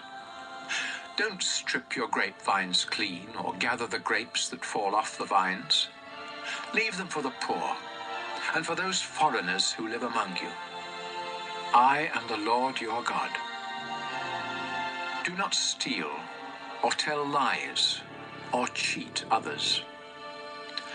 Do not misuse my name by making promises you don't intend to keep. I am the Lord your God.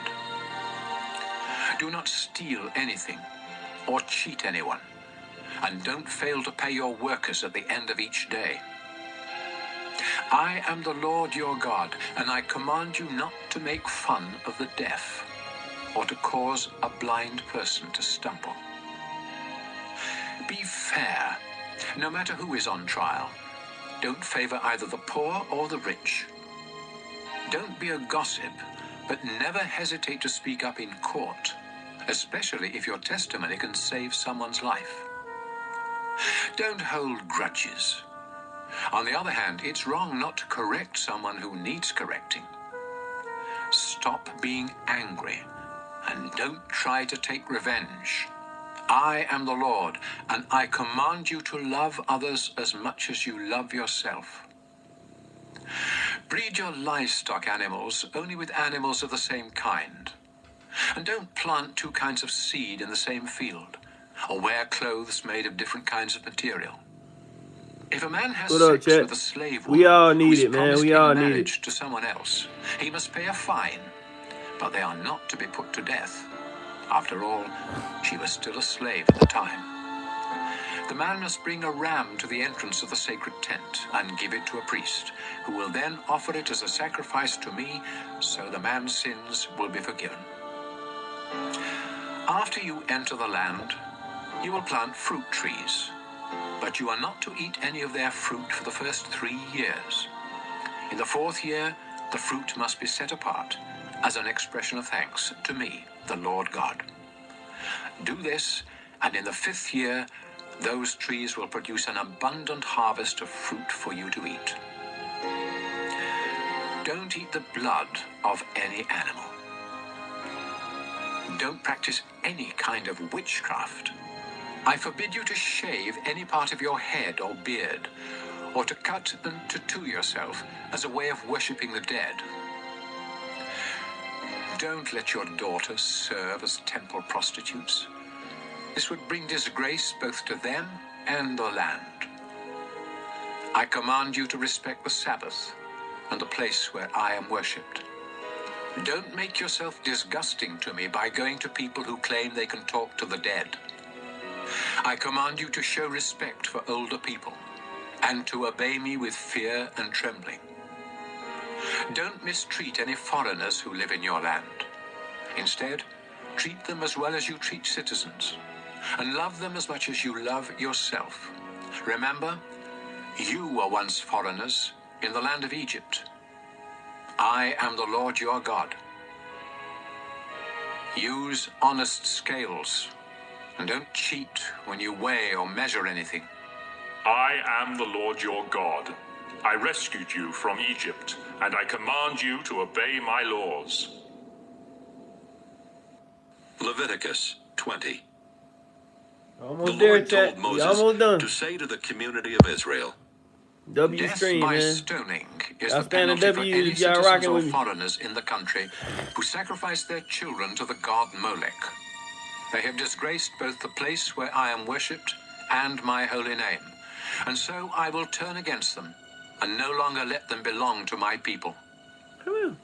Some of you may let them get away with human sacrifice, but not me. If any of you worship Molech, I will turn against you and your entire family, and I will no longer let you belong to my people. I will be your enemy if you go to someone who claims to speak with the dead, and I will destroy you from among my people. Dedicate yourselves to me and be holy, because I am the Lord your God. I have chosen you as my people, and I expect you to obey my laws. If you curse your father or mother, you will be put to death, and it will be your own fault.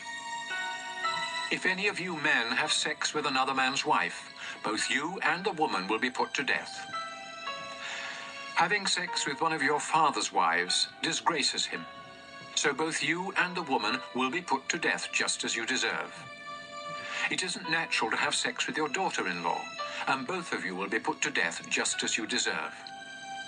It's disgusting for men to have sex with one another, and those who do will be put to death just as they deserve.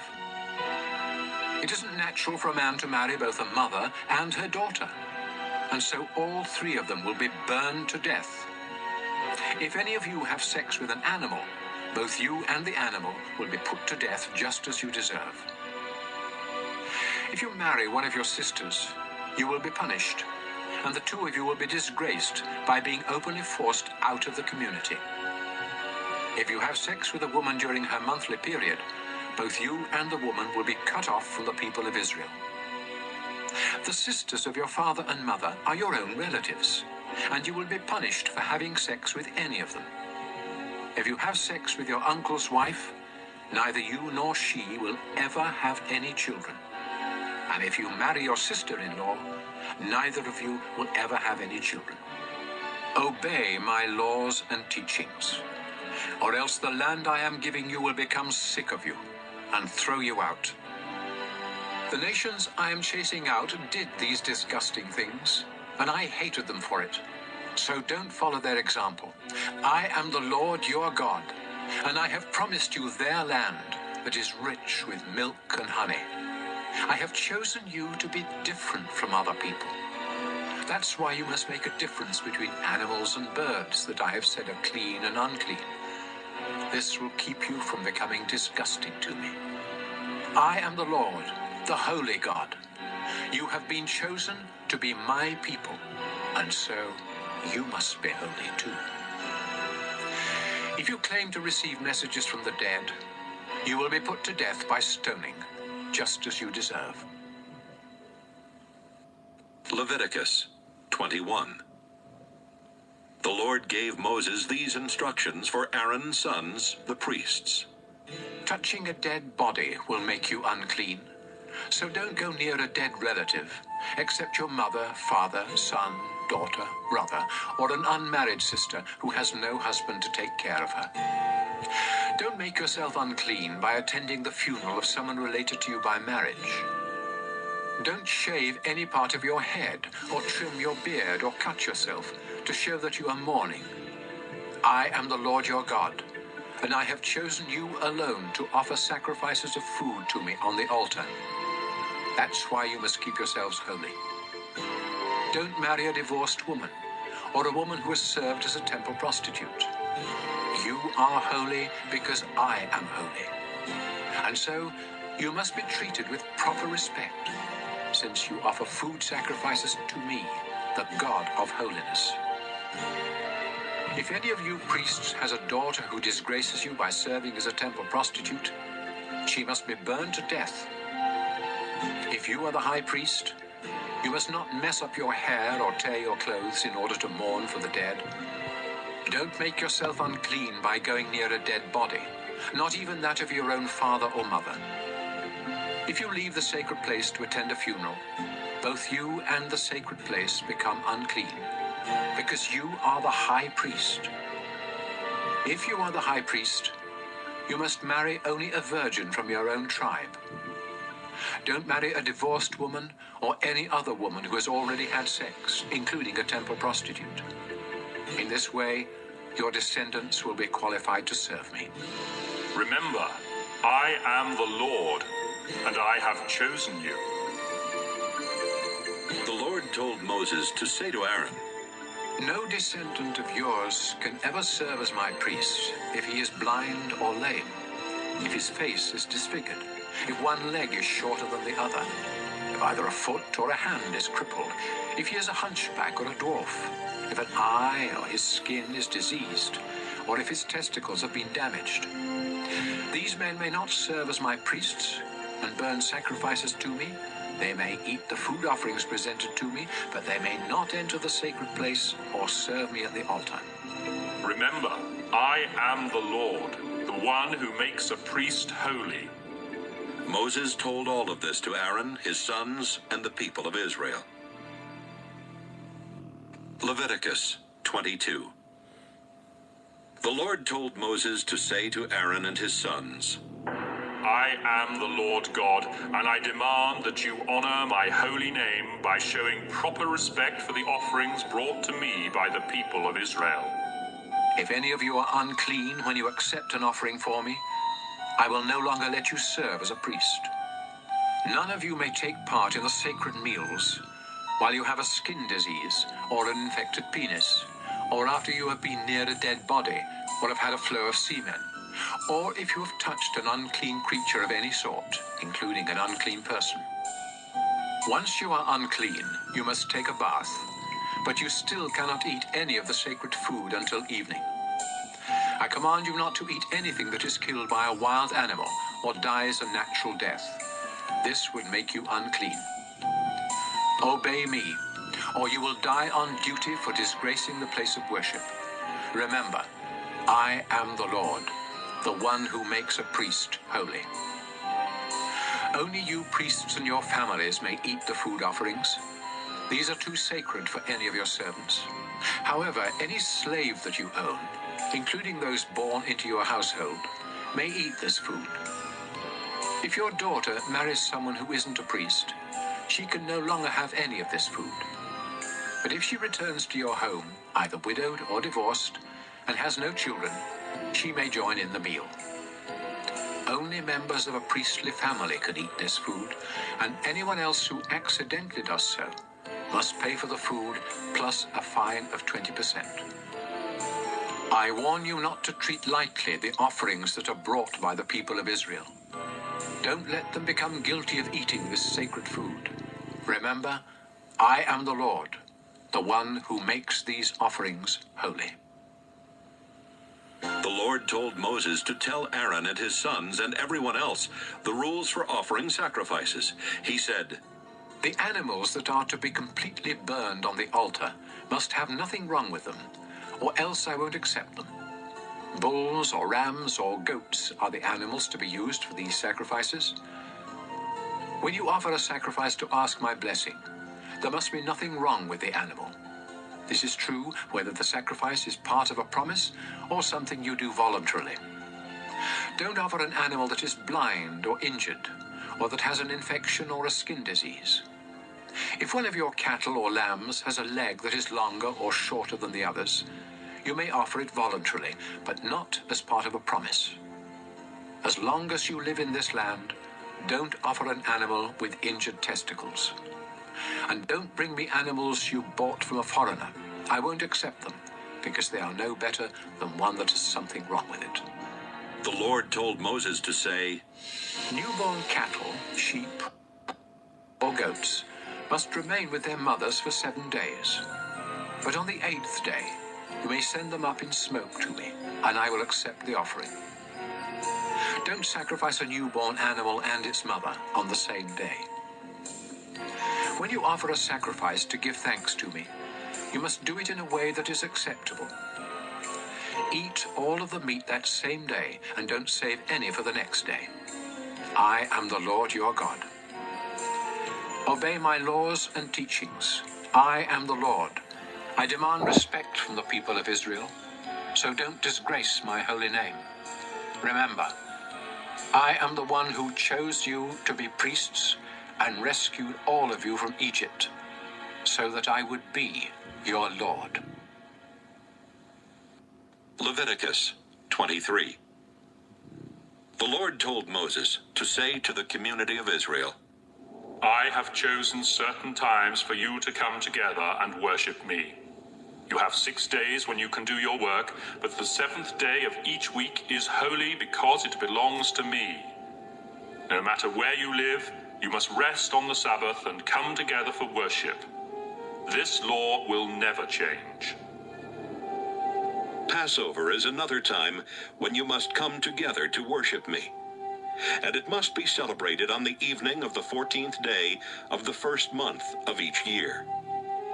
The festival of thin bread begins on the 15th day of that same month. It lasts 7 days, and during this time you must honor me by eating bread made without yeast. On the first day of this festival, you must rest from your work and come together for worship. Each day of this festival, you must offer sacrifices. Then, on the final day, you must once again rest from your work and come together for worship. The Lord told Moses to say to the community of Israel, After you enter the land I am giving you, the first bundle of wheat from each crop must be given to me. So bring it to a priest on the day after the Sabbath. He will lift it up in dedication to me, and I will accept you. You must also offer a sacrifice to please me. So bring the priest a 1-year-old lamb that has nothing wrong with it, and 4 pounds of your finest flour mixed with olive oil. Then he will place these on the bronze altar and send them up in smoke with a smell that pleases me. Together with these, you must bring a quart of wine as a drink offering. I am your God, and I forbid you to eat any new grain or anything made from it until you have brought these offerings. This law will never change. 7 weeks after you offer this bundle of grain, each family must bring another offering of new grain. Do this exactly 50 days later, which is the day following the 7th Sabbath. Bring 2 loaves of bread to be lifted up in dedication to me. Each loaf is to be made with yeast and with 4 pounds of the finest flour from the first part of your harvest. At this same time, the entire community of Israel must bring 7 lambs that are a year old, a young bull, and 2 rams. These animals must have nothing wrong with them, and they must be offered as a sacrifice to please me. You must also offer the proper grain and wine sacrifices with each animal. Offer a goat as a sacrifice for sin, and 2 rams a year old as a sacrifice to ask my blessing. The priest will lift up the rams together with the bread in dedication to me. These offerings are holy and are my gift to the priest. This is a day of celebration and worship, a time of rest from your work. You and your descendants must obey this law. When you harvest your grain, always leave some of it standing around the edges of your fields. And don't pick up what falls on the ground. Leave it for the poor and for those foreigners who live among you. I am the Lord your God. Wow. The Lord told Moses to say to the people of Israel, The first day of the 7th month must be a day of complete rest. Then at the sound of the trumpets, you will come together to worship and to offer sacrifices on the altar. The Lord God said to Moses, The 10th day of the 7th month is the great day of forgiveness. It is a solemn day of worship.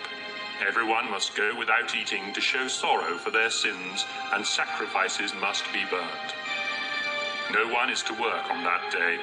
It is the great day of forgiveness, when sacrifices will be offered to me, so that I will forgive your sins. I will destroy anyone who refuses to go without eating. None of my people are ever to do any work on that day, not now or in the future. And I will wipe out those who do. This is a time of complete rest, just like the Sabbath. And everyone must go without eating from the evening of the 9th to the evening of the 10th. The Lord told Moses to say to the community of Israel, Beginning on the 15th day of the 7th month, and continuing for 7 days, everyone must celebrate the Festival of Shelters in honor of me. No one is to do any work on the first day of the festival. It is a time when everyone must come together for worship. For 7 days, sacrifices must be offered on the altar. The 8th day is also to be a day of complete rest, as well as a time of offering sacrifices on the altar and of coming together for worship. I have chosen these festivals as times when my people must come together for worship, and when animals, grain, and wine are to be offered on the proper days. These festivals must be celebrated in addition to the Sabbaths, the times when you offer special gifts or sacrifices to keep a promise or as a voluntary offering. Remember to begin the Festival of Shelters on the 15th day of the 7th month, after you have harvested your crops. Celebrate this festival for 7 days in honor of me, and don't do any work on the first day or on the day following the festival. Pick the best fruit from your trees, and cut leafy branches to use during the time of this joyous celebration in my honor. I command you and all your descendants to celebrate this festival during the 7th month of each year. For 7 days, every Israelite must live in a shelter, so future generations will know that I made their ancestors live in shelters when I brought them out of Egypt. That's fire. I am the Lord your God. This is how Moses instructed the people of Israel to celebrate the Lord's festivals. Leviticus 24. The Lord told Moses to say to the community of Israel, You must supply the purest olive oil for the lamps in the sacred tent. Yes, sir. so they Extra will keep virgin, burning. coach. Aaron will set up the golden lampstand in the holy place of the sacred tent. Then he will light the 7 lamps that must be kept burning there in my presence every night from now on. This law will never change. Use your finest flour to bake 12 loaves of bread, about 4 pounds each. Then take them into the sacred tent and lay them on the gold table in 2 rows of 6 loaves. Alongside each row, put some pure incense that will be sent up by fire in the place of the bread as an offering to me. Aaron must lay fresh loaves on the table each Sabbath, and priests in all generations must continue this practice as part of Israel's agreement with me. This bread will always belong to Aaron and his family. It is very holy because it was offered to me, and it must be eaten in a holy place. Shelomith, the daughter of Dibri from the tribe of Dan, had married an Egyptian. and they had a son. One day their son got into a fight with an Israelite man in camp and cursed the name of the Lord. So the young man was dragged off to Moses, who had him guarded while everyone waited for the Lord to tell them what to do. Finally, the Lord said to Moses, This man has cursed me. Take him outside the camp and have the witnesses lay their hands on his head. Then command the whole community of Israel to stone him to death. And warn the others that everyone else who curses me will die in the same way, whether they are Israelites by birth or foreigners living among you. Death is also the penalty for murder. But the killing of an animal that belongs to someone else requires only that the animal be replaced. Personal injuries to others must be dealt with in keeping with the crime. A broken bone for a broken bone, an eye for an eye, or a tooth for a tooth. It's possible to pay the owner for an animal that has been killed, but death is the penalty for murder. I am the Lord your God, and I demand equal justice both for you Israelites and for those foreigners who live among you. When Moses finished speaking, the people did what the Lord had told Moses, and they stoned to death the man who had cursed the Lord. Leviticus 25. When Moses was on Mount Sinai, the Lord told him to say to the community of Israel, After you enter the land that I'm giving you, it must be allowed to rest 1 year out of every 7. You may raise grain and grapes for 6 years, but the 7th year you must let your fields and vineyards rest in honor of me, your Lord. This is to be a time of complete rest for your fields and vineyards, so don't harvest anything they produce. However, you and your slaves and your hired workers, as well as any domestic or wild animals, may eat whatever grows on its own. Once every 49 years, on the 10th day of the 7th month, which is also the great day of forgiveness, trumpets are to be blown everywhere in the land. This 50th year is sacred.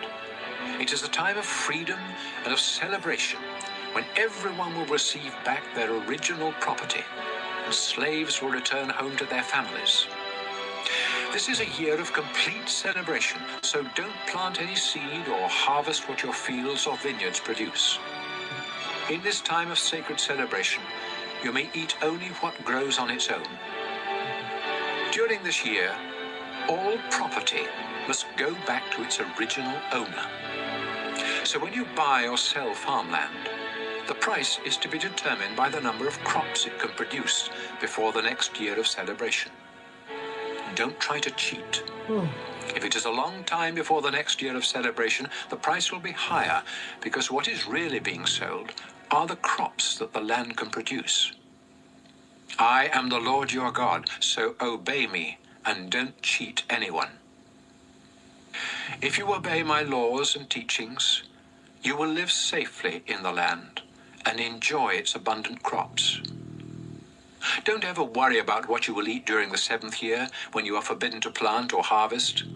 I will see to it that you harvest enough in the 6th year to last for 3 years. In the 8th year, you will live on what you harvested in the 6th year.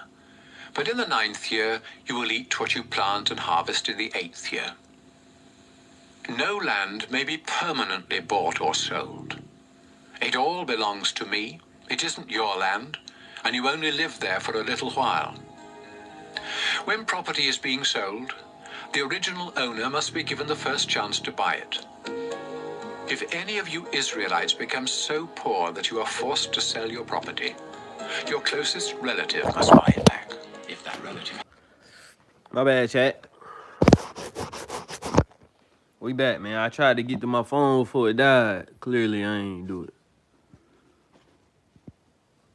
So we're gonna rewind this joint like 20 seconds and then press play again. My bad, y'all. Must buy it back, if that relative has the money. Later, if you can afford to buy it, you must pay enough to make up for what the present owner will lose on it before the next year of celebration, when the property will become yours again. But if you don't have the money to pay the present owner a fair price, You will have to wait until the year of celebration, when the property will once again become yours. If you sell a house in a walled city, you have only 1 year in which to buy it back. If you don't buy it back before that year is up, it becomes the permanent property of the one who bought it, and it will not be returned to you in the year of celebration. But a house out in a village may be bought back at any time, just like a field, and it must be returned to its original owner in the year of celebration. If any Levites own houses inside a walled city, they will always have the right to buy them back. And any houses that they do not buy back will be returned to them in the year of celebration, because these homes are their permanent property among the people of Israel. No pasture land owned by the Levi tribe can ever be sold. It is their permanent possession. If any of your people become poor and unable to support themselves, you must help them, just as you are supposed to help foreigners who live among you. Don't take advantage of them by charging any kind of interest or selling them food for profit. Instead, honor me by letting them stay where they now live. Remember, I am the Lord your God. I rescued you from Egypt and gave you the land of Canaan so that I would be your God. Suppose some of your people become so poor that they have to sell themselves and become your slaves. Then you must treat them as servants rather than as slaves. And in the year of celebration, they are to be set free, so they and their children may return home to their families and property. I brought them out of Egypt to be my servants, not to be sold as slaves. So obey me, and don't be cruel to the poor. If you want slaves, buy them from other nations, or from the foreigners who live in your own country, and make them your property. You can own them, and even leave them to your children when you die, but do not make slaves of your own people, or be cruel to them. Even if some of you Israelites become so much in debt that you must sell yourselves to foreigners in your country, you still have the right to be set free by a relative, such as a brother, or uncle, or cousin, or some other family member. In fact, if you ever get enough money, you may buy your own freedom by paying your owner for the number of years you would still be a slave before the next year of celebration. The longer the time until then, the more you will have to pay. And even while you are the slaves of foreigners in your own country, your people must make sure that you are not mistreated. If you cannot gain your freedom in any of these ways, both you and your children will still be set free in the year of celebration. People of Israel, I am the Lord your God, and I brought you out of Egypt to be my own servants. Leviticus 26. I am the Lord your God. So don't make or worship any sort of idols or images. Respect the Sabbath and honor the place where I am worshipped, because I am the Lord. Faithfully obey my laws, and I will send rain to make your crops grow and your trees produce fruit. Your harvest of grain and grapes will be so abundant that you won't know what to do with it all. You will eat and be satisfied, and you will live in safety. I will bless your country with peace, and you will rest without fear. I will wipe out the dangerous animals and protect you from enemy attacks. You will chase and destroy your enemies, even if there are only 5 of you and 100 of them, or only 100 of you and 10,000 of them. I will treat you with such kindness that your nation will grow Now strong. that just goes to show and I will y'all it's in also the keep book. my promises to you. God is Your always stronger barns than the will devil. overflow with grain No each matter if you year. outnumbered. I will live among you and never again look on you with disgust. I will walk with you. I will be your God, and you will be my people. I am the Lord your God, and I rescued you from Egypt so that you would never again be slaves. I have set you free. Now walk with your heads held high. If you disobey me and my laws, and if you break our agreement, I will punish you terribly, and you will be ruined. You will be struck with incurable diseases and with fever that leads to blindness and depression. Your enemies will eat the crops you plant, and I will turn from you and let you be destroyed by your attackers. You will even run at the very rumor of attack. Then if you still refuse to obey me, I will punish you 7 times for each of your sins, until your pride is completely crushed. I will hold back the rain, so the sky above you will be like iron, and the ground beneath your feet will be like copper. All of your hard work will be for nothing, and there will be no harvest of grain or fruit. If you keep rebelling against me, I'll punish you 7 times worse, just as your sins deserve. I'll send wild animals to attack you, and they will gobble down your children and livestock. So few of you will be left that your roads will be deserted. If you remain my enemies after this, I'll remain your enemy and punish you even worse. War will break out because you broke our agreement. And if you escape to your walled cities, I'll punish you with horrible diseases, and you will be captured by your enemies. You will have such a shortage of bread that 10 women will be able to bake their bread in the same oven. Each of you will get only a few crumbs, and you will go hungry. Then, if you don't stop rebelling, I'll really get furious and punish you terribly for your sins. In fact, you will be so desperate for food that you will eat your own children. I'll destroy your shrines and tear down your incense altars, leaving your dead bodies piled on top of your idols.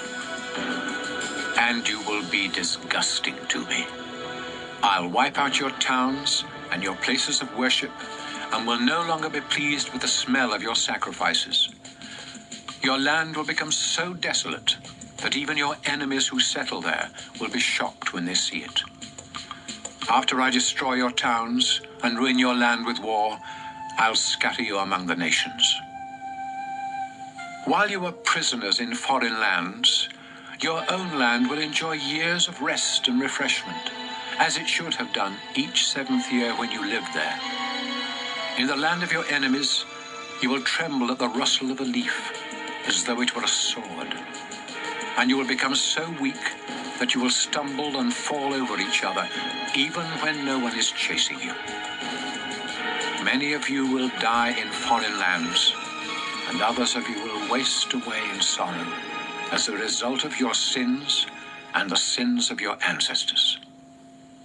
Then, suppose you realize that I turned against you and brought you to the land of your enemies because both you and your ancestors had stubbornly sinned against me. If you humbly confess what you have done and start living right, I'll keep the promise I made to your ancestors, Abraham, Isaac, and Jacob. I will bless your land and let it rest during the time that you are in a foreign country, paying for your rebellion against me and my laws. No matter what you have done, I am still the Lord your God, and I will never completely reject you or become absolutely disgusted with you there in the land of your enemies.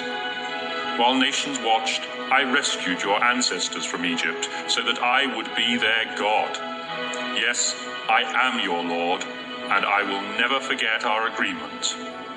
Moses was on Mount Sinai when the Lord gave him these laws and teachings for the people of Israel.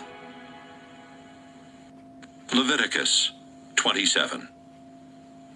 The Lord told Moses to say to the community of Israel, If you ever want to free someone who has been promised to me, you may do so by paying the following amounts, weighed according to the official standards.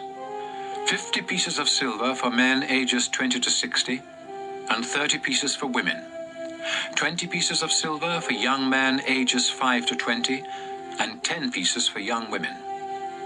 15 pieces of silver for men ages 60 and above, and 10 pieces for women. 5 pieces of silver for boys ages 1 month to 5 years, and 3 pieces for girls. If you have promised to give someone to me and can't afford to pay the full amount for that person's release, you will be taken to a priest, and he will decide how much you can afford. If you promise to sacrifice an animal to me, it becomes holy, and there is no way you can set it free. If you try to substitute any other animal, no matter how good, for the one you promised, they will both become holy and must be sacrificed.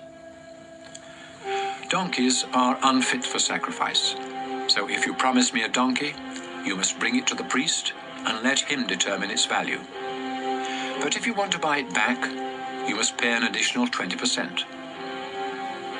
If you promise a house to me, a priest will set the price, whatever the condition of the house. But if you decide to buy it back, you must pay an additional 20%.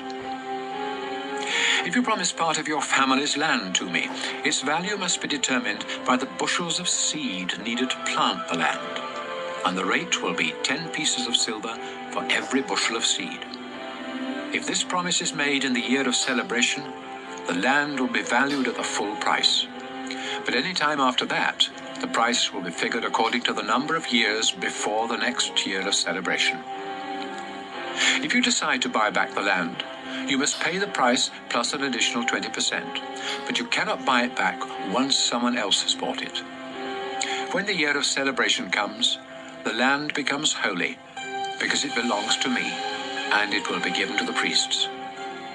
If you promise me a field that you have bought, its value will be decided by a priest according to the number of years before the next year of celebration, and the money you pay will be mine. However, on the next year of celebration, the land will go back to the family of its original owner. Every price will be set by the official standards. All firstborn animals of your flocks and herds are already mine, and so you cannot promise any of them to me. If you promise me a donkey, you may buy it back by adding an additional 20% to its value. If you don't buy it back, it can be sold to someone else for whatever a priest has said it is worth. Anything that you completely dedicate to me must be completely destroyed. It cannot be bought back or sold. Every person, animal, and piece of property that you dedicate completely is only for me. In fact, any humans who have been promised to me in this way must be put to death. 10% of everything you harvest is holy and belongs to me, whether it grows in your fields or on your fruit trees. If you want to buy back this part of your harvest, you may do so by paying what it is worth plus an additional 20%. When you count your flocks and herds, 1 out of 10 of every newborn animal is holy and belongs to me, no matter how good or bad it is. If you substitute one animal for another, both of them become holy, and neither can be bought back. Moses was on Mount Sinai when the Lord gave him these laws for the people of Israel.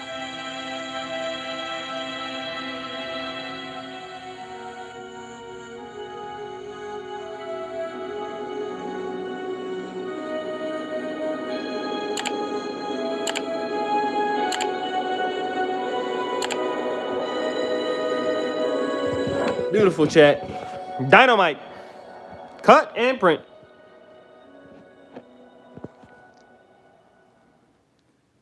All right, man. That's Leviticus. Tomorrow we're gonna do, I don't know what's next, but tomorrow we're gonna do the next chapter. You feel me? Y'all pull up on me, tune in. You feel me? Let's get fed. No pause. There shouldn't be no pause on that. Cause y'all know what I mean. I know y'all know what I mean. But love y'all niggas, man. You know what I'm saying? And niggas. And un-niggas. And niggas. You know what I'm saying?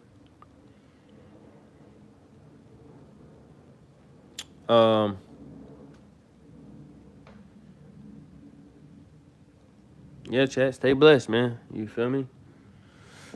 I'll see y'all later, man. Have a good rest of the night, man. You feel me? Stay safe.